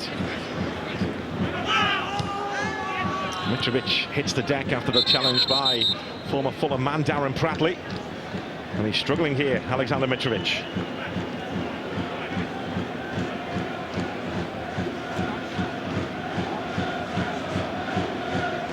He's in a lot of pain, isn't he? Alexander Mitrovic. Brilliant hold of play. And then Pratley, it's just a coming together. I can't really do anything about it, but we see it better on this angle here. Pratley comes down right on his ankle. And he's still in a lot of pain. Such a key man for Fulham, Alexander Mitrovic. And they will be hoping that they can get that ankle right. But as you can see, he's in real pain here.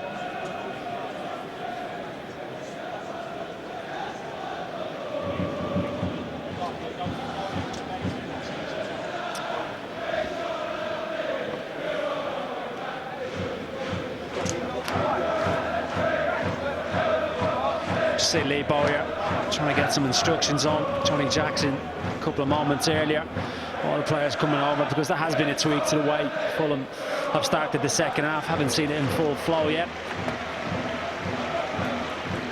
Well, Mitrovic is back on his feet.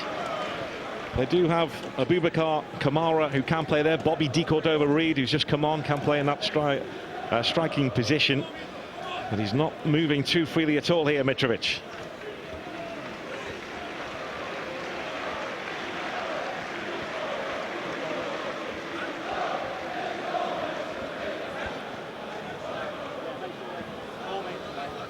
Problems piling up for Scott Parker.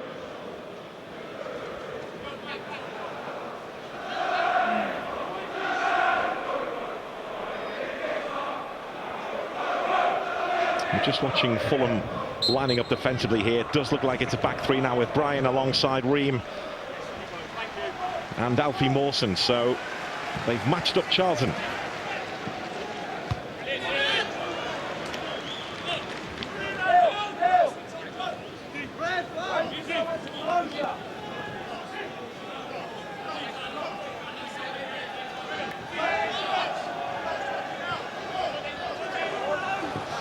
Confirmation, both half-time changes from Scott Parker have been tactical.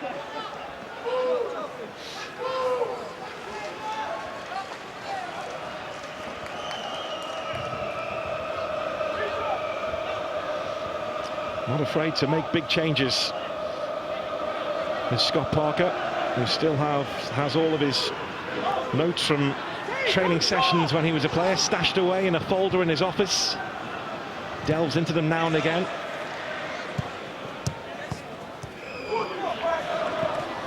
Mitrovic. There's Kearney.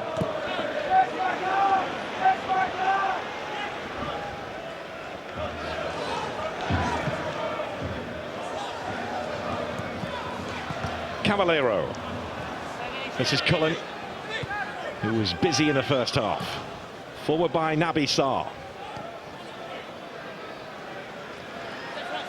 Fulham may well have switched to a three at the back in-game this season, possibly, but they definitely haven't started with a three at the back. They've started the second half with a back three here. Well, it's interesting. We did touch on it in the first half. What would he do different? It's unusual to see them playing this type of system, but they're coming up against something that's very unusual, the way that Charlton have taken the game to them. Joe Bryan. It's Mitrovic. Important block there from Pearce. Anthony Knockaert. Looking for a taker at the far post. There's Cavaleiro. Johansson. Mitrovic thought he was being held in the middle, but the referee unmoved. And Mitrovic and Jason Pearce getting to know each other again. As I said, he's calming down Alexander Mitrovic.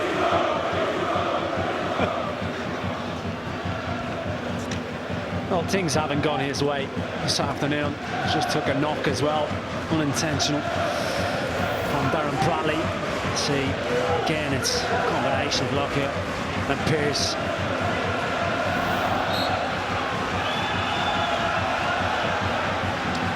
Well, you do get strikers who do play at their best when they're fired up.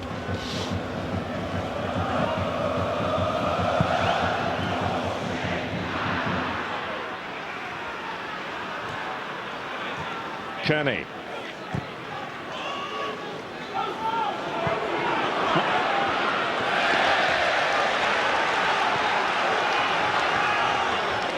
Harrison Reed. That's Bryan.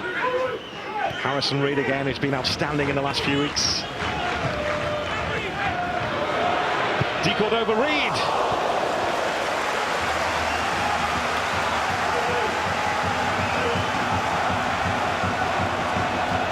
Well, they want to get him involved. Harrison Reed, 2 subs involved in the build-up. Opens up. Decalled over Reed, always fizzing the wrong side of the post, just slashes it ever so slightly. And again, look, the energy, the industry he brings to the equation forces Dylan Phillips into going long. Tom Kearney. Mitrovic. Decalled over Reed. There's Cavaleiro.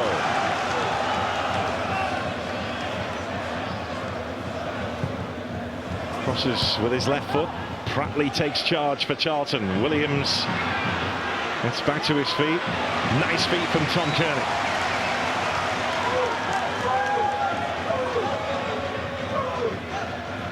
Cavaleiro, Kearney.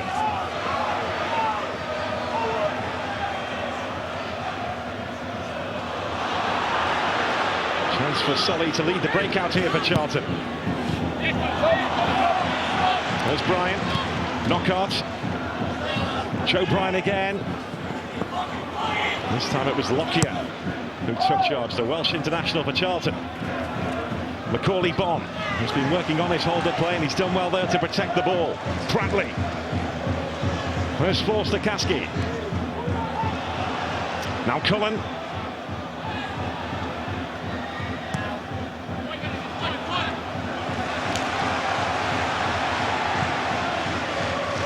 The quick release from Bettinelli.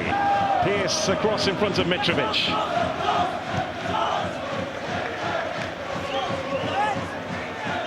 Well, Jake Forster-Caskey in the first half was playing like a left winger. How far he got forwards. Sarr was mopping up behind him, and he caused a lot of issues. I think some of the thinking with Scott Parker and playing Cavaleiro, can he force him back? Showed what a beautiful left foot he has for the goal.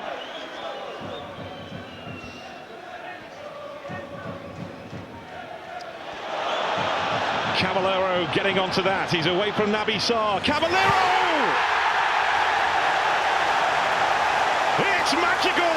It's genius from Ivan Cavaleiro! A raw sweeps across the Thames. Fulham level. Well, Ivan Cavaleiro swap sides, different type of role. Look where he starts this off, and this is what he brings to the equation, the pace. That's what happens when you go 1v1. You get done, nobody's there to really cover because Sarr is pushed infield. That touch takes it away from him, and he shows the composure to just set himself and rifle it past Dylan Phillips. It's a hand to it, but the strike is too strong. At the other end, this is Chris Solly. But just what Fulham needed at the start of the second half.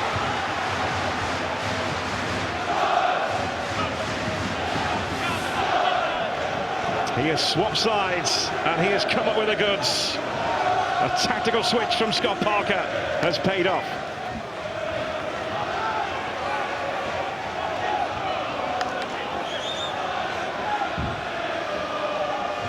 Charlton looking for a response of their own in this London derby. It's gone short to Macaulay Bonne. It's Williams. Cavaleiro stood his ground. Another one right off the training ground. Johnny Williams, who has lovely feet, but loses out that time. Pratley's cross, and the header's in! Macaulay Bonne!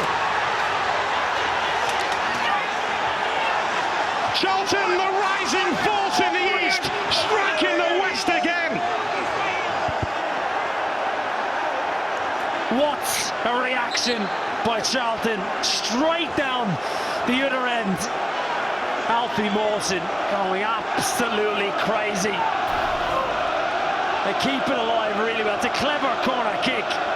Johnny Williams nearly gets the shot off. Cavaleiro does well.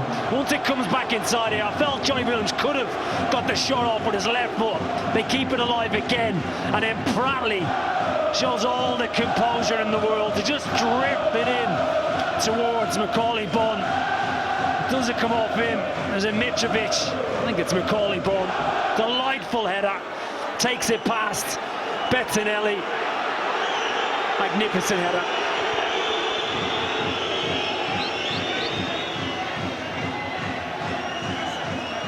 Charlton making their mark again.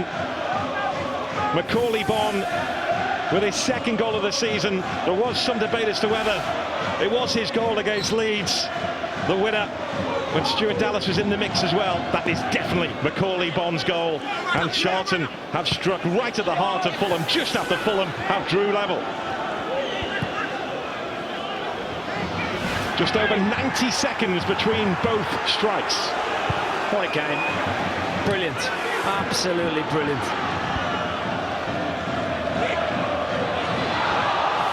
Here come Fulham now with Tom Kearney, who couldn't quite take the ball with it. Phillips beaten, but the post, or the bar I should say, has got him off the hook. We had such a good view of that. Right behind it. I'll tell you right now, it was a cross. There is something about that end of this stadium.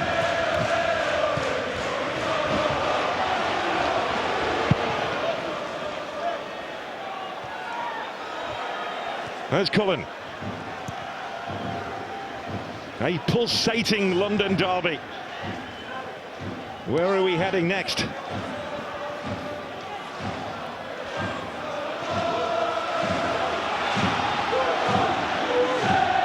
Joe Bryan.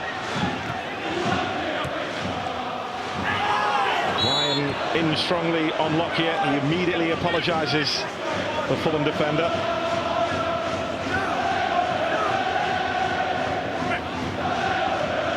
Well, he's been in the thick of it. Joe Bryan. Tackle.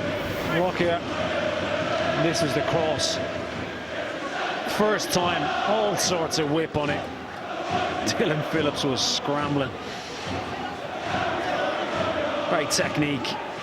Very, very nearly catches him out. Seen Bettinelli and cut out in the first half. When this Riverside stand is pulled down completely, we may see a few more of those efforts because the wind will be whipping in off the Thames.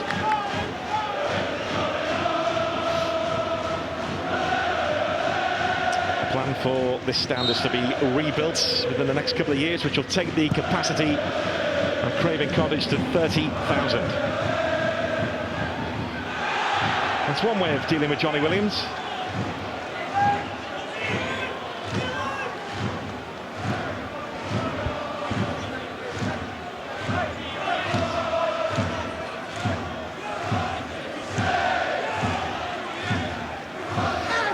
This is Pratley. Apologies if you were offended by any language you may just have heard. Not naming any names, Darren Pratley.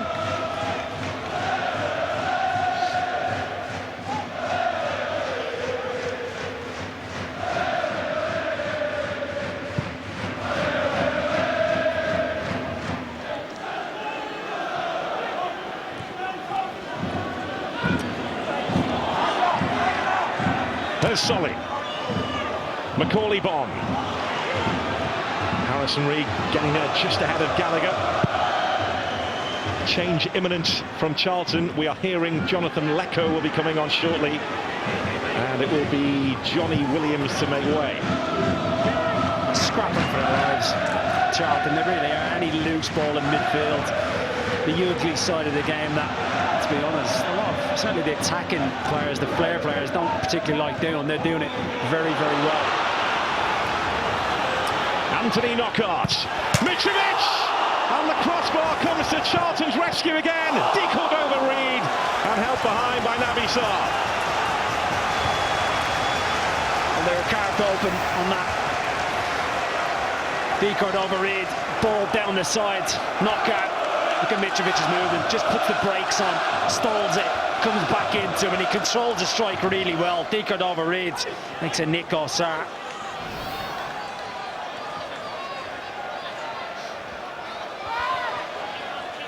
Fulham on Charlton's doorstep again.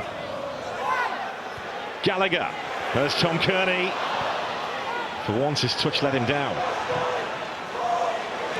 Decalled over Reed. Great cross.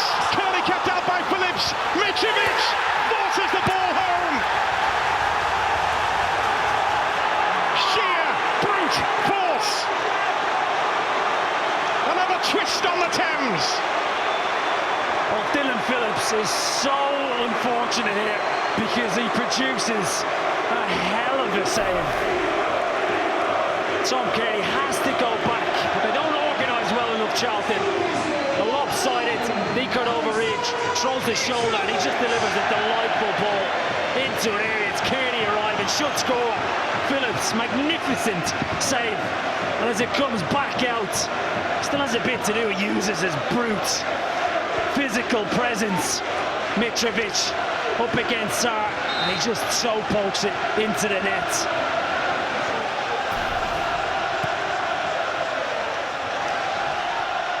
Just a quiet Saturday lunchtime in southwest London. A pulsating watch. And there's the change that Charlton were going to make anyway before the goal from Mitrovic, which has put him on top of the scoring charts in the championship. Jonathan Lecco coming on to replace Johnny Williams. Well, Johnny Williams had just started to tire a little bit. Been a huge amount of work. Like the rest of the Charlton midfield. And this new rule of going up at the nearest touchline may just have done Johnny Williams a favour here because the tunnel's on that side of the pitch, although he's going to make his way all the way around to the benches here. But Jonathan Lecco, who's been playing up front for Charlton, has come through as a winger at West Bromwich Albion on loan at the Valley from the Hawthorns. He is on. Well, suspicion of offside as Kearney gets the head. Should score, Kearney. He is in an offside position. How well did he do after that? Brilliant centre-forward play. Such strong player. Used it to his advantage there. But he's certainly got a stroke of luck, and I feel for him.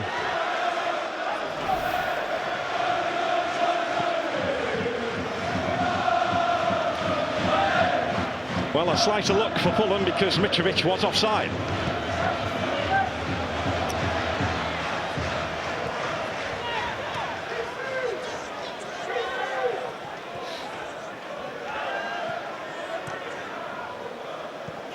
Harrison Reed. Decalled over Reed. Now Tom Kearney.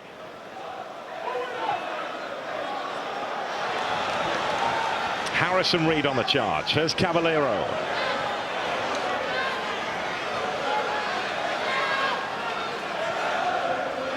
Cavaleiro. Knockout was in the middle and Mitrovic decalled over Reed. The whistle has gone. Mitrovic was like a wrecking ball. And Anthony Knockaert was like a globetrotter. Handball, fairly obvious. Cavaleiro does well, doesn't he? Forster-Caskey needs a little bit of help from a natural defender, of course. Gets a little nudge, maybe. Anthony knock it off the hands. Finish. Well, at the other end, Marcus Bettinelli is down and in need of treatment. So both sets of players have come across to the near touchline to receive some instructions.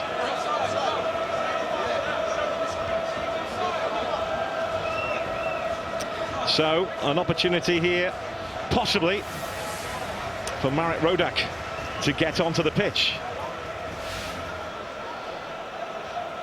He's been on loan at Rotherham. And he's out to warm up.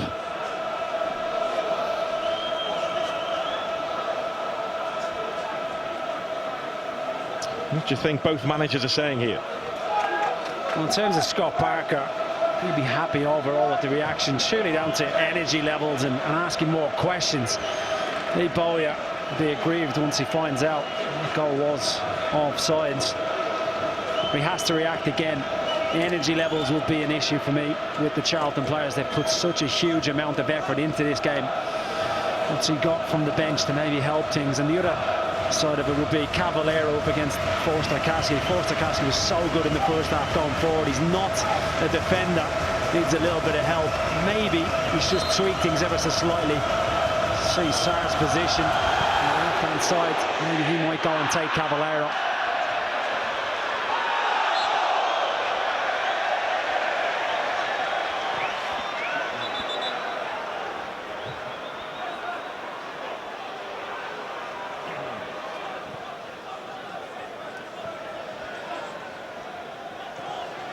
Tom Kearney. This is Ream.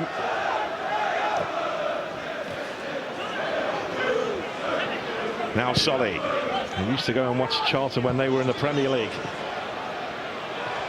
Ream has done well to move that ball away from Bonne. Knockout. Mitrovic. There's Cavaleiro. Mitrovic screaming for the ball on the edge of the penalty area.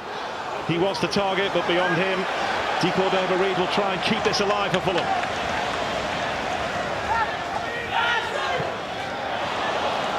Joe Bryan, no foul. And into an area where there was no Fulham shirt. Well, he uses just enough strength on that occasion, Joe Bryan. Aiko just eased him out of the equation. Good run forward for Joe Bryan.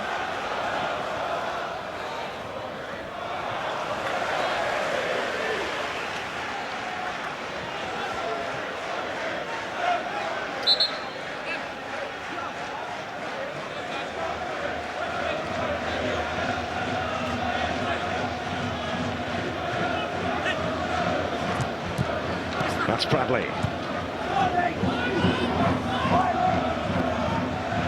Alfie Mawson. Back to Bettinelli, who appears to be okay now.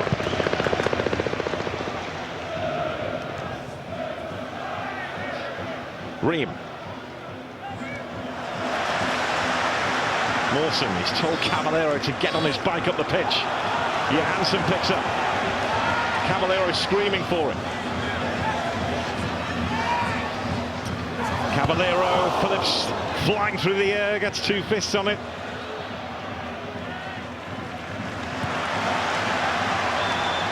There's Johansson. Now Kearney. Cavaleiro again. De Cordova-Reid will settle for the corner. Well, he has tweaked things, Lee Bowyer. Sarr is trying to take care of Cavaleiro. Still needs a little bit of help though, as he is a hell of a tricky customer. He's had a good second half, take his goal out of the equation. His general play has caused problems for Charlton. Yeah, he hadn't been at the peak of his powers in the last couple of games, Ivan Cavaleiro, but he's really come to the party here in the second half.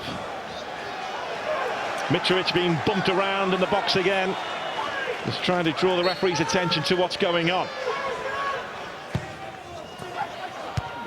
Comfortably dealt with by Pratley. He's done that role very, very well. Darren Pratley, zonal position, go and head it.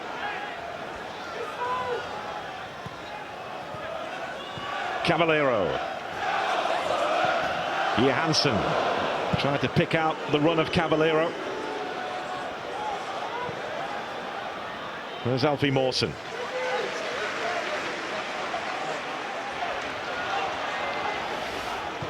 Well, stark contrast first half to second half.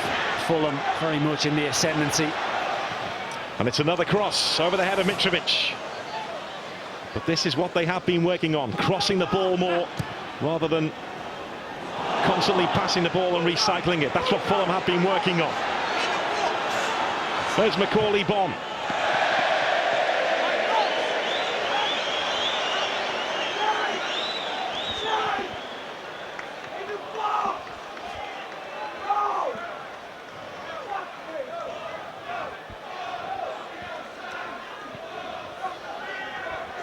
Let's have Jonathan Lecco up there with him now, Bonne. Lee Bowyer does like to play with two strikers as much as he can. The teams he played in always had two strikers, and he feels that it's difficult then for teams that want to pass out from the back to get out if they're facing two strikers.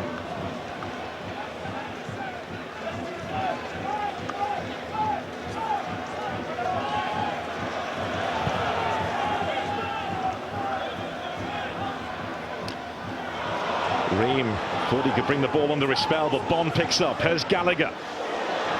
Now it's Jonathan Lecco. It's deflected. Well, Tim Ream elects to take this one down. You're taking it down, it has to be assured. It's a poor first touch. Galagher gets a little nudge in it. Forster-Kaski's run just creates a little bit of space. And the wicked deflection off Mawson. A good save by Bettinelli. Had to stretch every single inch of his body there, Bettinelli, to get to that. Mitrovic with the header away. Mitrovic again. Solly is back for Charlton. Cavaliero's after him.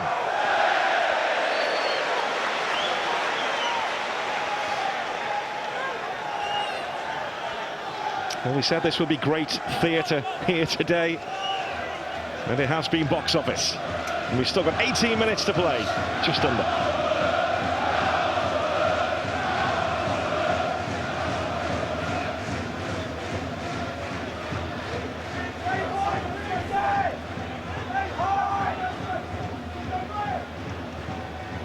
Johansson.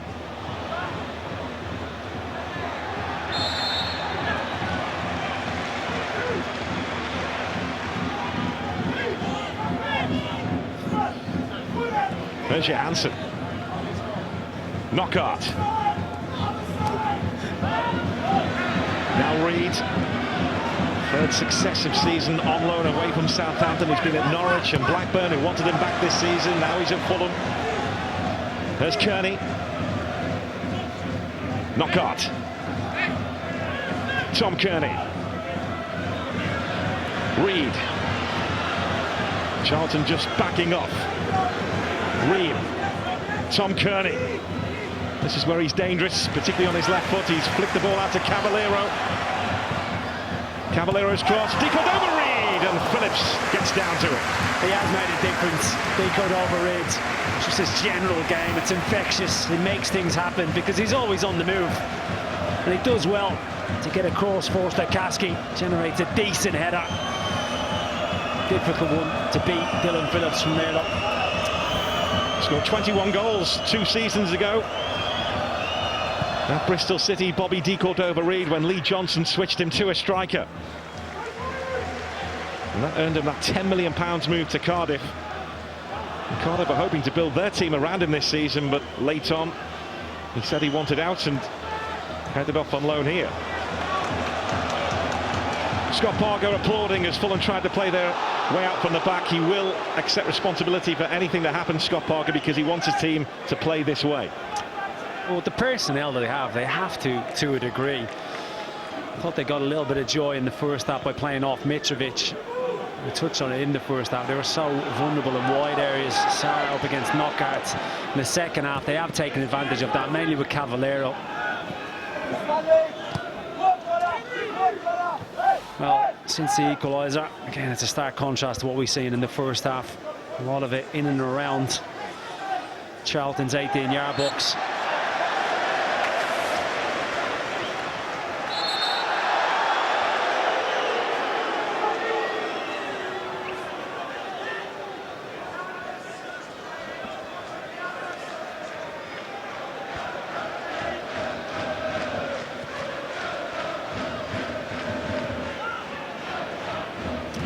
Joe Bryan. Knockout. Harrison Reed. Now Johansson. Knockout's made the run. Solly close to him. Knockout with the cross. Away by Dylan Phillips. Alfie Mawson. Kearney. Cavaleiro. Mitrovic. And Phillips gets to it. Mitrovic wants a penalty. Referee again unmoved, and Jason Pearce having his say. Well, it's been non-stop between those all afternoon. It hasn't been Jason Pearce. It's been Lockyer up against Mitrovic. But again, it's Cavaleiro. Little ball, and it's a delightful ball right where Mitrovic wants it. It's good defending, I have to say. Lockyer does well. Two of them coming together. If he doesn't defend that well, Fulham go on the lead.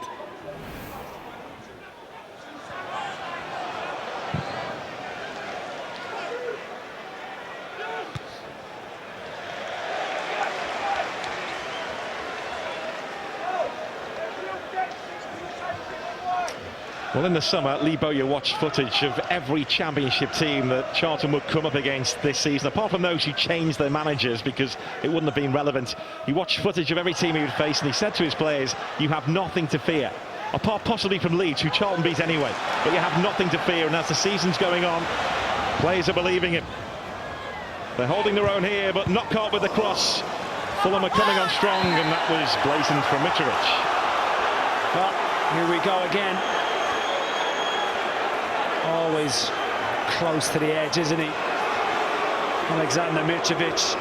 Keith Stroud has a yellow card in his hand, I believe. As Jason Pearce again coming together with Mitrovic. Well, has been coming. Should have had one in the first half for the trip. Knockout does well. Head back across, and it's just silly. It's naive.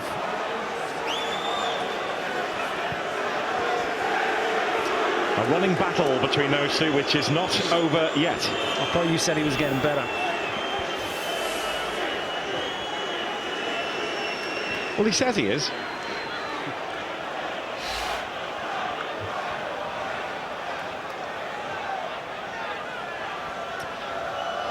Jason Pearce back on his feet, having a word with Keith Stroud. Battle will commence shortly. Here is Pearce. Conor Gallagher.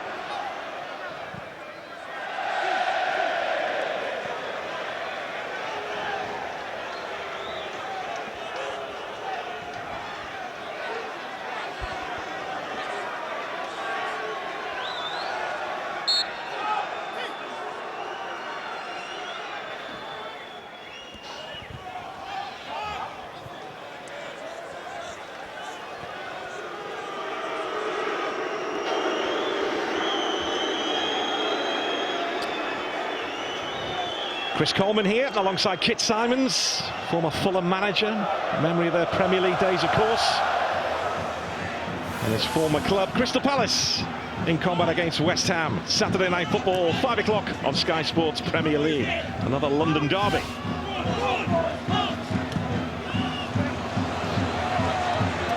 Solly striding after this, and he beat Joe Bryan to the punch.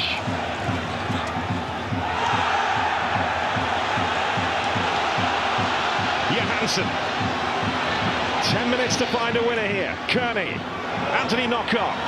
Johansson.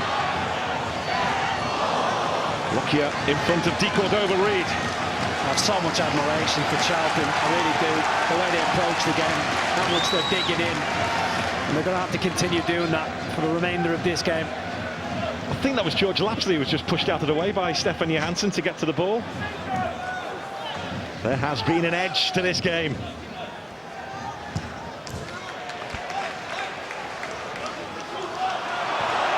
Patley and Knockout exchanging views this time. Cordova-Reid gets it back from Johansson. Cordova-Reid, and Phillips gets a touch on it. Big save. Oh, he's produced a few, Dylan Phillips. You get the feeling he might have to produce another couple before this game is up. inside, Deacon over in, first touch, takes it away, great strike, and it's equalled by Dylan Phillips. Top save. He's had a good afternoon. May well be busy again here. Mitrovic and Pearce in close proximity again. Macaulay Bonne with the header away. Such an important part of a striker's game these days to guard the 6-yard area when facing corner kicks. Tom Kearney. Mitrovic at the far post. Pearce with the header.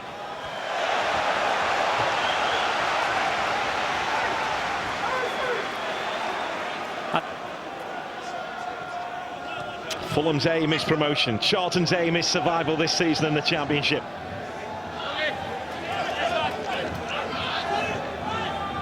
Standing together on a level playing field here. And it is level. And Fulham have this free kick, which they take quickly. Bryan with the delivery. Johansson. It's Tom Kearney. He wants a corner. Referee says goal kick. All players' reactions normally tell you what's happened. Good header. Forced Tarkowski to the edge of the box. Then he gets out. Does it take a nick off him? As it sets to Tom Kearney. Possibly takes a nick. Can't say for certain.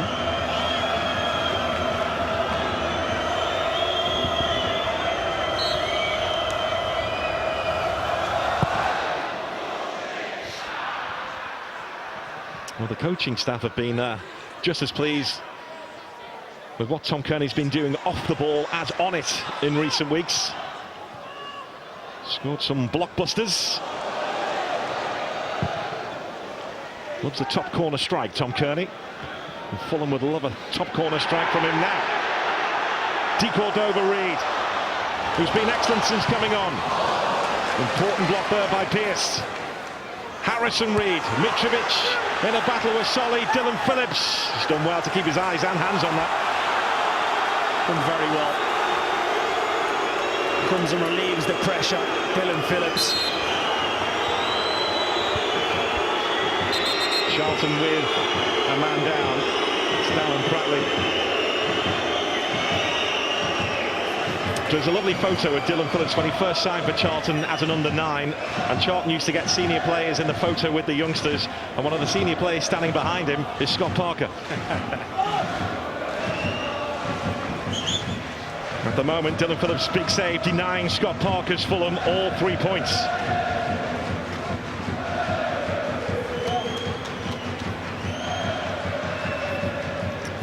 Some more instructions being sent on by the Fulham head coach. I'm just trying to stem the nosebleed there for Darren Pratley. It's been quite a day on the banks of the Thames. It's been phenomenal. It really has. The way it's ebbed and flowed. Finish from Galagher, outstanding composure of a senior player. Cavaleiro has been amazing in the second half, drifting in field, and the reaction. What a header that was, getting across the front. Bonne, and then back up the other end. Mitrovic was in an offside position. Kearney should have scored. I do feel there's another little chapter in this story. Pratley is back on the pitch.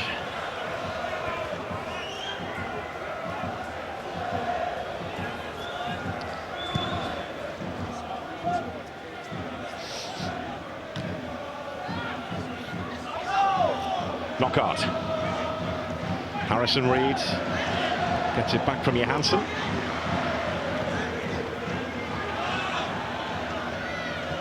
Tom Kearney.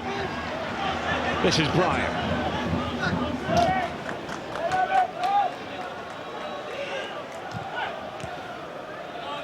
Kearney. Knockout. Kearney's continued his run. Kearney's cross. Naby Sarr meets it, and Dylan Phillips unable to keep the ball in play. There was an awkward one from Naby Sarr. Caught in two minds, can't be taking any risks in that area of the pitch and at this stage of the game.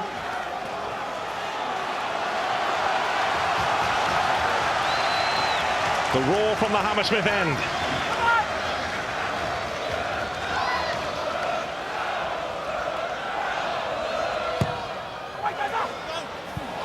beats everybody.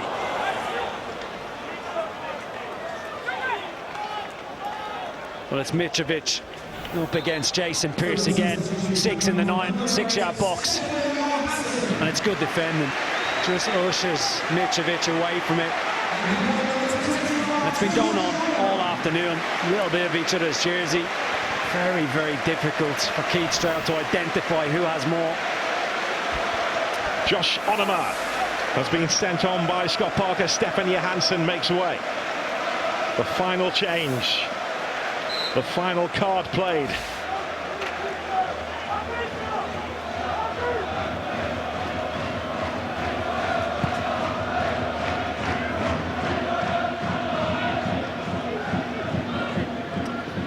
Lockyer, who's had a good afternoon. Decored over Reed. Mitrovic. Naby Sarr. Shot on target, that for Naby Sarr. There's Brian. This is where fitness can tell. As we said earlier on, Fulham can tire teams out, but Lee Bowyer believes the one thing that gave Charlton the edge last season in League One was their fitness. Well, they're going to need it, aren't they? Last few minutes plus stoppage time. It's been such a huge effort to stop Fulham getting into full flow. Shown in the second half, spurts of it. Still stuck to their task, haven't they, Charlton? It's Knockaert.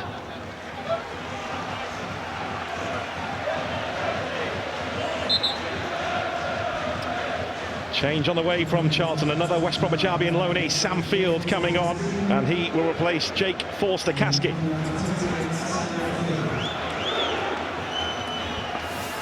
It's had such a tough time with injuries. Jake Forster-Caskey, limited appearance. Huge effort from him today. Sam Field has been playing at the base of the diamond for Charlton in recent times. He comes on.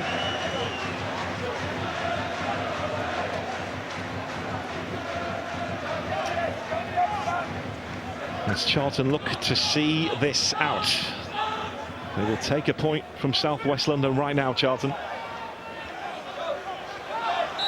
Despite being in front twice in this game. Alfie Mawson with the throw. Dylan Phillips comes through the crowd. Reed. Knockaert. Knockaert looking for a touch. And again, Mitrovic and Jason Pearce in close proximity to each other. That tunnel will be quite interesting at the end of the game. Well, the Pearce-Mitrovic wrestling match is still ongoing. Beautiful cross, wasn't it? Chops inside on his right foot and just lifts it into such a dangerous area. You have to say, yet again, it's good defending from Jason Pearce. The two of them are at it. All the best making the decision there of who's done what. But one thing we have to say, two competitors, two who are desperate to win. I love it. I have to say, I love it.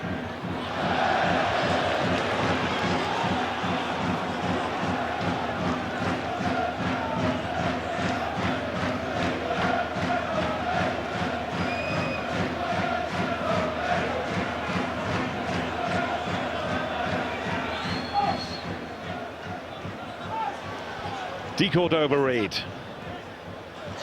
who will have felt unfortunate not to catch his place in the team here this afternoon, and he's certainly made an impact since coming on.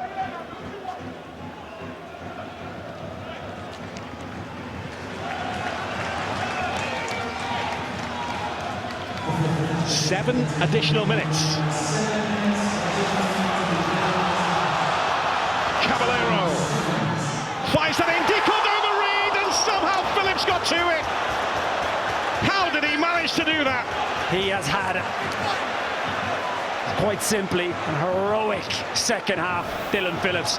He has produced 3 outstanding saves. Again, it's Cavaleiro. Bobby de Reed, he's got to score. He gets really good connection on it into the surface, but he makes himself so big. Mitrovic unable to execute the acrobatic effort.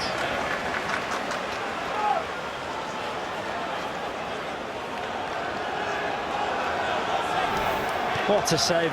The ball from Cavaleiro's delivery's been outstanding. Decent connection. And he makes himself so big, spreads himself. Brilliant.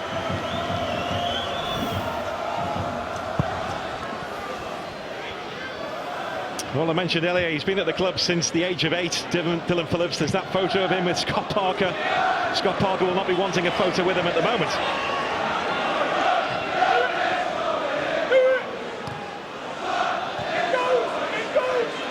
Adam Matthews will be coming on shortly for Charlton.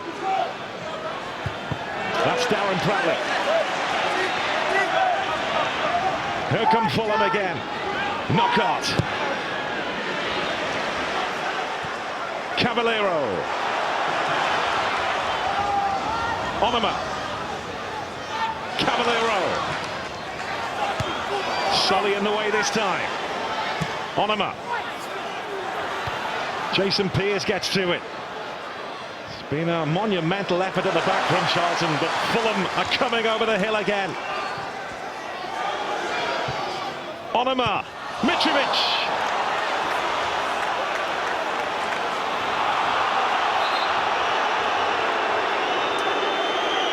Lockyer, who's down.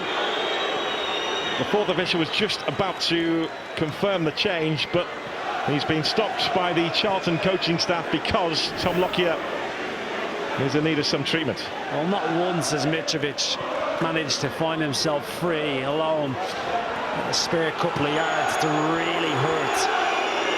There's always been someone close by in a red shirt.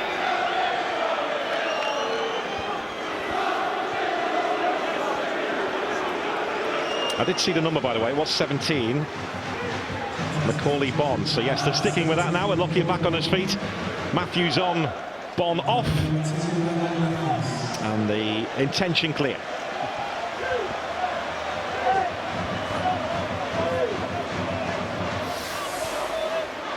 Macaulay Bonne striking here for Charlton. He put them 2-1 up. Lovely header. Before Fulham levelled up through Mitrovic. So on comes Adam Matthews, who was a free agent in the summer. He was released by Sunderland. He's one of the final players at Sunderland on a Premier League contract. And Lee Bowyer couldn't quite believe he was available when Charlton made their move.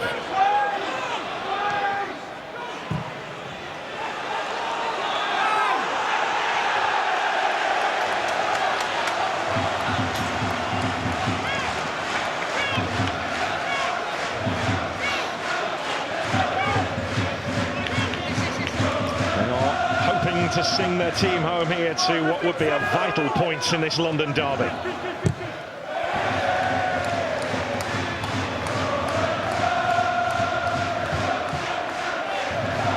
One of the rare occasions they could take the boat to an away game along the Thames.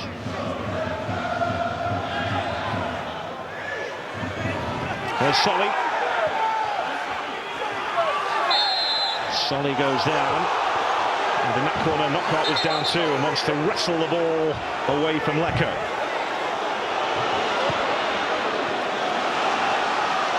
That was probably typical Fulham there, wasn't it? Because Bettinelli's near by the corner flag and Fulham are playing the ball across their own penalty area. What about Conor Gallagher there?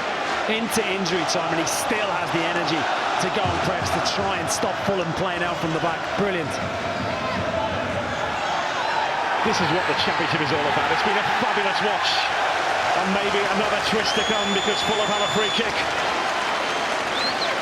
Well, this would be interesting to see this one again because the Charlton players are livid with this decision. Ball goes in. It's not Pratley, it's Pearce. The arm is on his shoulder. Silly, didn't need to do it because Pratley was doing a really good job in screening that one. Keith Stroud right on the scene. Blew the whistle, gave the free kick Fulham's way, and almost the entire Fulham team are in discussion here over who's going to take it and what's going to happen. Well, Mitrovic has the ball, and good luck getting it off. And to say Kearney, Knockout would be ahead in the queue for me. Well, Mitrovic is looking over here towards the Fulham bench. It looks like he's been told to leave the scene. He has. They've taken the ball off Alexander Mitrovic. Now, sometimes you see this for penalty kicks, but not free kicks.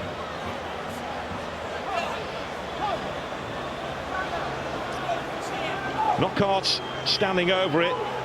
Tom Kearney's moved away. Mitrovic is having more to say. Alfie Mawson also there.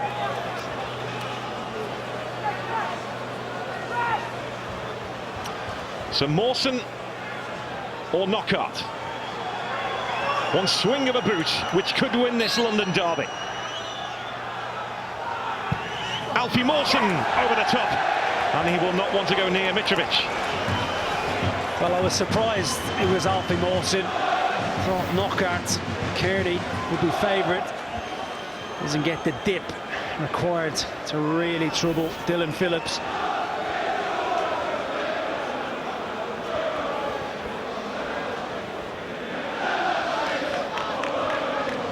He will see it as 2 drop points at home, Scott Parker, but his team have twice come from behind.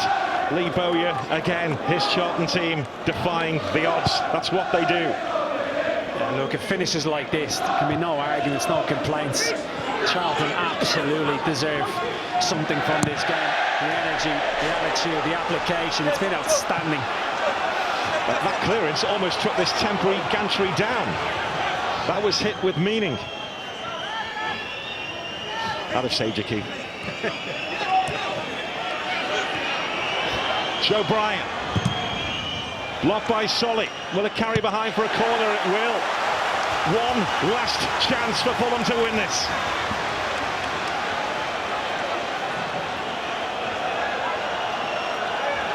Charlton so close to a hugely important point.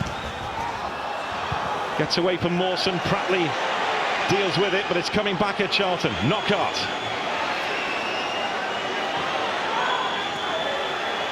Harrison Reed. It's coming back to Reed. Knockout. It needs to go in the box now from Fulham. Knockout with the cross, away by Naby Sarr. Reed closing in. Away by Sarr again. Charlton hanging on, and that's it. The Championship at its best. A thrilling London derby on the banks of the Thames has finished all square. Charlton twice had the lead, twice Fulham hit back. Dylan Phillips, the immovable object towards the end, to keep out shot after shot which was coming his way. Mitrovic scoring to make it 2-2 to take a point for Fulham, a goal which appeared to be offside. In the end, a 2-2 draw and quite a day on the Thames Quay. I don't know where you start. Charlton, outstanding. Game plan, first half, brilliant. The way they executed it, the attitude of all the players, struggling to pick out anyone because they were all magnificent. The reaction then in the second half, the undoubted quality that Fulham have in abundance started to shine. Gaps appeared, which was inevitable because they've got quality players. I saw Cavaleiro, Di Cordova Reid in particular in the second half were outstanding. For me, overall, it's probably in and around the right result. It would have been a travesty if Charlton didn't get something from this game. Good to see a smile on the face of Alexander Mitrovic at the end as well. He put himself around here, as did Jason Pearce. It was a brilliant contest to watch. Two men who were desperate to win, hungry to win. It was quite a contest. Bobby Di Cordova Reid made a difference when he came on in the second half for Fulham too, but so many battles all over the pitch. I thought it was brilliant. The way it was played, it was right on the edge throughout. Those two players that you mentioned, Mitrovic, Jason Pearce, prime example of that after the game, shake each other's hands. Brilliant advert for the Championship yet again. So 2-2 the way it's finished at the Cottage. Let's get some reaction. Let's join Jonathan Oakes. Well played you two, Dylan. Some terrific saves towards the end, especially that one in stoppage time at point blank range. How do you reflect on them now? Yeah, it was obviously a good stop, but these boys have worked their socks off for 90 minutes there, 97 minutes there, and not given much to do until the second half really. So I'm thankful for their work, and obviously they'll be thankful for mine. Jason, terrific game to watch. What was it like to play in, and how do you reflect on a point out of it now? Obviously it's a great point coming here to get a point is massive. They're a top team, they'll be right up there this season, but we knew we'd be up against it, but everyone just give everything there, man to man, give everything and battle their hearts out, and that's what we're about, and I think we deserved a point in the end. You say it was a battle. It was quite a battle with Alexander Mitrovic, wasn't it? Did you enjoy that? Yeah, loved it. Yeah, loved it. He's a good player, isn't he? So it's always going to be a tough game against him, so you just got to have a good battle with him. Enjoyed it. Dylan, the way that you've adapted to the Championship and again today, have you shown that you fully belong at this level and you can even challenge? Yeah, we want to compete with everyone. We're good enough to compete with anyone in the league. As a league shows, everyone beats everyone. So hopefully we can keep picking up points and just keep going. Well done. Thanks for joining us. Jason, if you do the presentation, please. Dylan Phillips, Sky Bet Man of the Match. Now that was a game of football. As Keith said there, a great advert for the EFL and the Sky Bet Championship. Two teams flat out giving it absolutely everything. Charlton much better in the first half. Fulham responding and looking likely to go on and score the winner. But this Charlton side reflects their manager in many ways, certainly in terms of resilience and the way they work so hard. And of course, it's great to see up-and-coming English managers able to produce tactics like we saw, to read a game, formation changes and also substitutions as well. That was a thoroughly enjoyable match here in southwest London. Well, this is how the table looks now ahead of the 3 o'clock kickoffs. Charlton move up to 7th, 18 points from 11 matches. Fulham up to 3rd, 19 points from the same amount of matches. They can enjoy the international break. Soccer Saturday next. Sky Sports News. What are we, about half an hour from the 3 o'clock kickoffs? And there's also the Saturday night football, a London derby in the Premier League today. Both West Ham and Crystal Palace have certainly started the season well. 5 o'clock, Sky Sports Premier League. And Damien Lewis stars in the new docudrama revealing the true stories behind the most gripping international spy operations in history's spy wars. That's starting Monday, 9 o'clock. Well, Lyle Taylor couldn't play today, but I'm sure he enjoyed watching with us, and Chrissy Powell as well. It was some match here at the Cottage. Charlton great in the first half, Fulham great in the second half. Literally, it was a great London derby.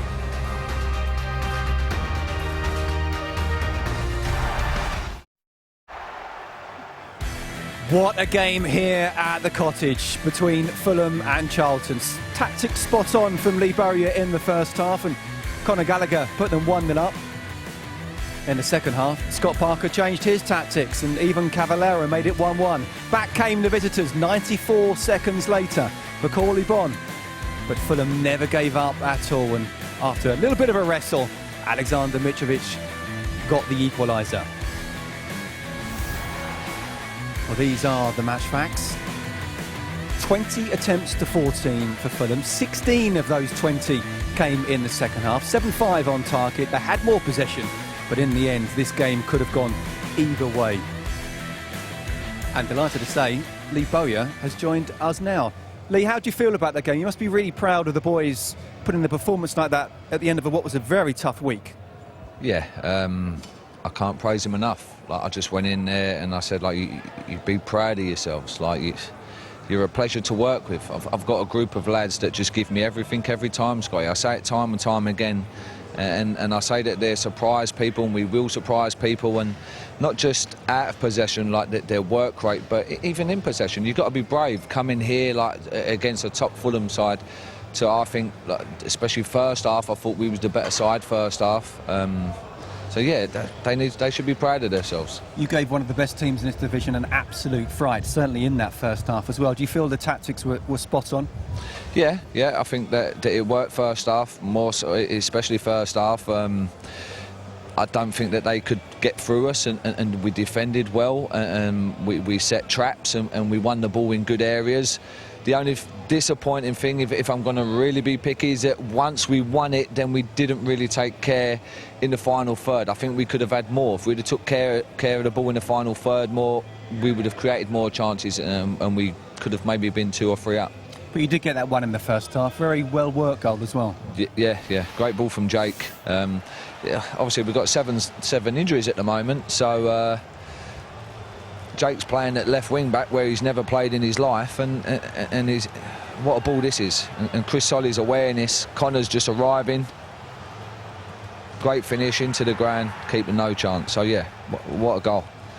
Like, we were talking about that goal, weren't we, at half-time, and had a little bit of everything in terms of quality for crosses, awareness and also finish. It did. Bow will be the first one to tell you that everything we do when we do finishing is into the ground, keep it low. The goalies can't save it. So that is testament to that message, and it goes in. But the header from Scholes is unbelievable. First half, how impressed were you with Charlton, Chris? I thought they took the game to Fulham, and it surprised Fulham.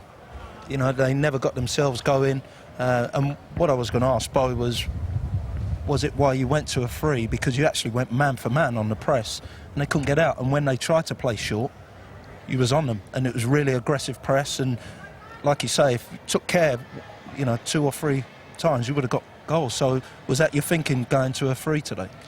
Yeah, because I just felt that obviously we've got injuries, so we've got to adapt at the moment. And the way we press, we went to a free. I think we're solid as a free. Everyone knows their roles. Where they're all comfortable playing out from the back as well. But on the pressing side of things, we had to be brave. I watched them against Reading the other day, and teams just sit off them. They give them too much respect, you know. Yeah, they're a good side, but if you get in their face and you press them, which we're good at, that makes us better. So we just come to play our normal game, and whether it was with the diamond or free at the back, we pressed them like we always do, and they found it difficult, I thought. It's the first time that Fulham have gone to a back three. It's the first time that Fulham have made changes at half-time. How much of a compliment is that to you and the guys? Yeah, it's a compliment to the lads, you know, because obviously we surprised them. I knew we would, but not to the extent where they'd actually changed. Leeds done exactly the same thing last weekend. Well, Leeds never change, and they did, because the way we played, the way we set up, the way we pressed, I think we surprised them, and they was thinking, we ain't going to break these down unless we change things. So the lads, they deserve all the credit, you know. They're great, and they make it happen. OK, we give the instructions, but they make it happen. They did change things in the second half, and they did come back into it. Even Cavaleiro, anything you think defensively, or was this just a fantastic individual goal? No, it's a great goal, but for me, foul him. Like, I just think foul him. How does he get to there? Like in our days, Scott, like he would never have got there. So that's he'd have been well past me by then, anyway. But we're too innocent at times, you know. Like, that's part of the game. Like, take a yellow card. Like, it's part of the game. Maybe I'm wrong for saying that, but that's the reality. I think it's fair to say Pep City do tactical fouls, don't they? Yeah, it's part of the game. Like, people do it to our players, so why don't we do it? We're innocent. There's such an innocent bunch in there. Like, they don't even do things like that. But for me, disappointing. He's got the ball in his own half and then gone the full length and then scores. It's a bit too simple. But like, listen, we're nitpicking there. You're playing against top players, you know. So yeah, frustrating, but it's part of the game, I guess. Well, look, you responded well, because 94 seconds later you went 2-1 up. Yeah. Again, they just keep going and going and going, you know. They just never stop. Great ball, Pratley. It's a great header. It's a great header, guided from Maka. He's just got in front of Mitrovic there, which is no mean feat, obviously, from the corners, and to flick that just deftly enough to beat the keeper and dip under the bars. It's brilliant. It's a great finish from him. Chris, your thoughts on the goal? Kept it alive, Charlton. They kept it. Could have cleared it, Fulham. Real poor clearance. Maybe that's them trying to play out. But Charlton just kept it in there. Second phase, great ball in. Superb header. He worked really hard, Bonne. It was tough day for him, really, with Ream and Mawson trying to play out. But he kept at it and got his just reward. Controversial equaliser. Technically speaking, Mitrovic was offside, but what did you think of it? Yes, again, massive decisions, you know, Scotty. Like, we're depending on the officials to do their jobs. Like, my players have given me everything, and they've done their jobs from back to front, and we've been done on an offside. It should have been offside. The rules, there's too many grey areas now. Like, there was an incident in the second half there that Bonne come from an offside position. Their player heads it down and it goes to Bonne, and then we go and nearly score, and you're thinking, like, it's wrong, you know. Like, there's too many grey areas, but that should be offside. So now, instead of us having 3 points, we've got 1 point. Just do your job. Like, you know, I feel hard for the lads, because they've given everything and they've done everything that I've asked, and then an offside goal cost us. And you kept one of the best strikers in the division very quiet today, apart from that one incident. Yeah, but obviously one incident, then they score, and then this back three was superb. Then we went to a back four, superb. They've been great all season, you know. Not many teams, they don't score many goals against us. Like, we're in every single game. Every game, we've played 10 games now and we've been every one. And that's because, like, the back four, they work so hard and they throw their bodies on the line. That was outstanding again. They're improving. Like Tom Lockyer, he's obviously new to us. He's just come in the summer, but he's improving game after game after game. So, how much time did you have to prepare for this particular game? Well, hardly any. We played Wednesday night. What was it, a day off Thursday, or come in and rest? Yes, there was hardly anything. A warm down? Yeah, just recovery Thursday. So when did you pick the team in your head? Thursday afternoon. I went home after work and then obviously looked at Fulham and watched them Wednesday night. Thursday when I went home, and then Thursday I rang Jacko. I said, look, we're going to have to change things up because we're about 3 strikers at the moment, so we had to change it because McCauley was never going to last 90 minutes. Lecco was never going to last 90 minutes. They both played on Wednesday, so then it was like a case of, if we take off a striker, we ain't got another striker to put on, so one of them, we had to play one up top, and thankfully, like Mako, he done great. Don't forget, the lad was at Leyton Orient last season. A big jump. A massive jump for him, and he's getting better and better all the time. He's working hard and he's improving. Like Lau would tell you, like he's improving every day, you know. And to come and play here today and score, like I'm delighted for him. How big a blow is losing this man here right now? It's a big blow, you know. Like, it's 20-odd goals last season, 10, 11 assists. Like, it's not just that. Like, what he brings in the final third is his work rate. Like, his all-round game, we miss it, you know. But we're still fighting. We're still hanging in there. Out of these 3 tough games we've had this week, we've got 4 points against 3 very good teams. So, what have you learned from your team this week? Because you have arguably played the 3 best teams in the division. I've learned that it's what I already knew, that we're going to surprise teams and they're going to give me everything, and that's all I ask from them. I've just said that to them again, give me everything, and yet again they do that, you know, and I'm really proud of them, and like Lau will tell you, I'm straight, I'm firm but fair, and all I ask is you give me 100%. That's all I ask from you, because I know they can play. And every time they step on that pitch, that's what they do. Lee, they've certainly given you 100%, reflecting their manager, I think it's fair to say as well. Thanks very much for joining us. Enjoy the break if you can, and kick on again in a couple of weeks. Cheers. Thanks for your help. Cheers. OK, plenty more to talk about when we come back here at the Cottage. We've just spoken to Lee Bowyer, the Charlton manager. We'll get the thoughts of Scott Parker, the Fulham manager, when we come back.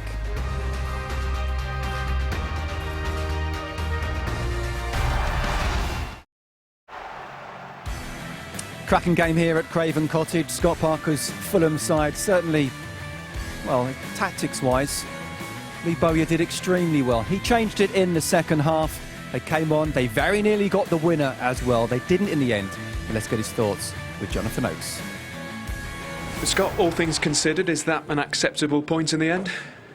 I don't know about that. I mean, I thought first half, I thought Charlton were very good, and we had to change things around second half and make a couple of changes, because obviously Charlton caused us some problems really, and we obviously tried to match them up, and I think second half on the scale of it, and I think we'd probably on another day a couple of very, very good chances for us maybe go in, and but yeah, full credit to Charlton. I thought they were very good today, and yeah, we go again.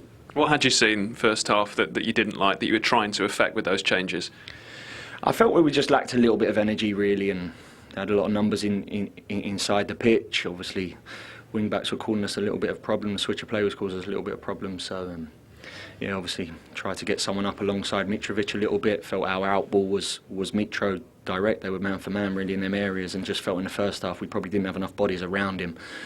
Bringing Bobby Reid on give us that. Obviously we now could go into him, and certainly we got numbers around him a little bit more, and like I say, I thought our endeavour, our attitude second half was first class, and we looked every bit of a team in the ascendancy and wanting to win the game. we get back to 1-1 and probably emotions are running very high, and before you know it, it's another sucker punch. And there's a bit of a naivety about us really in that sense, but I mean, at the same time, can I fault it? No, I think it was a desire to go on and win the game really, and from there, like I say, 2-2, and then really, you know, a couple of very good chances, but we've seen Charlton do that. I watched the game against Leeds. They've done the same. They score a goal and they defend their box very well. And today it proved the same. Their keeper had a great game as well. Keeper certainly had a great game. How good was Dylan Phillips today?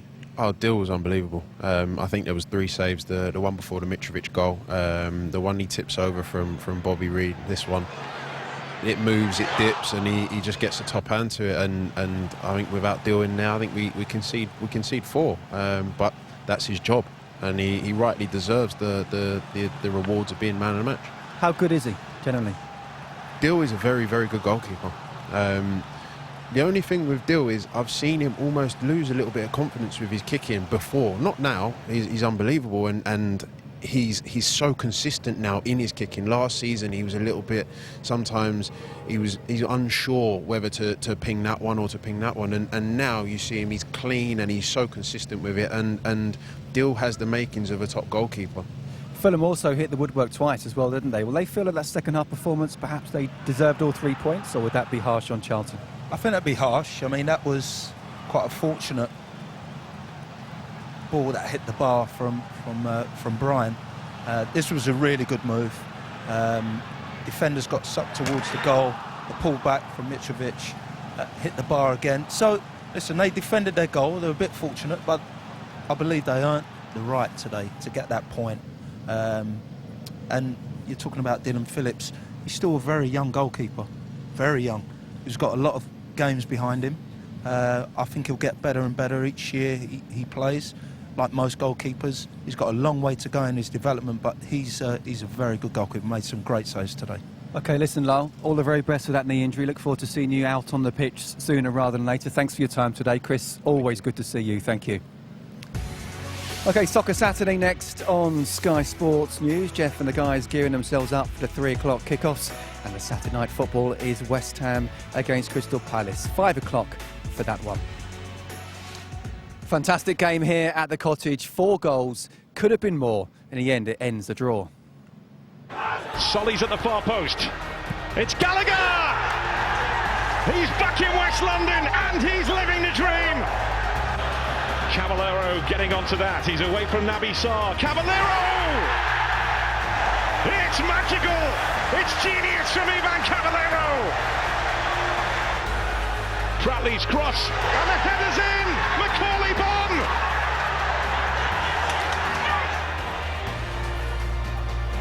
Great cross! Kearney kept out by Phillips. Mitrovic forces the ball home! Sheer brute force! Another twist on the Thames!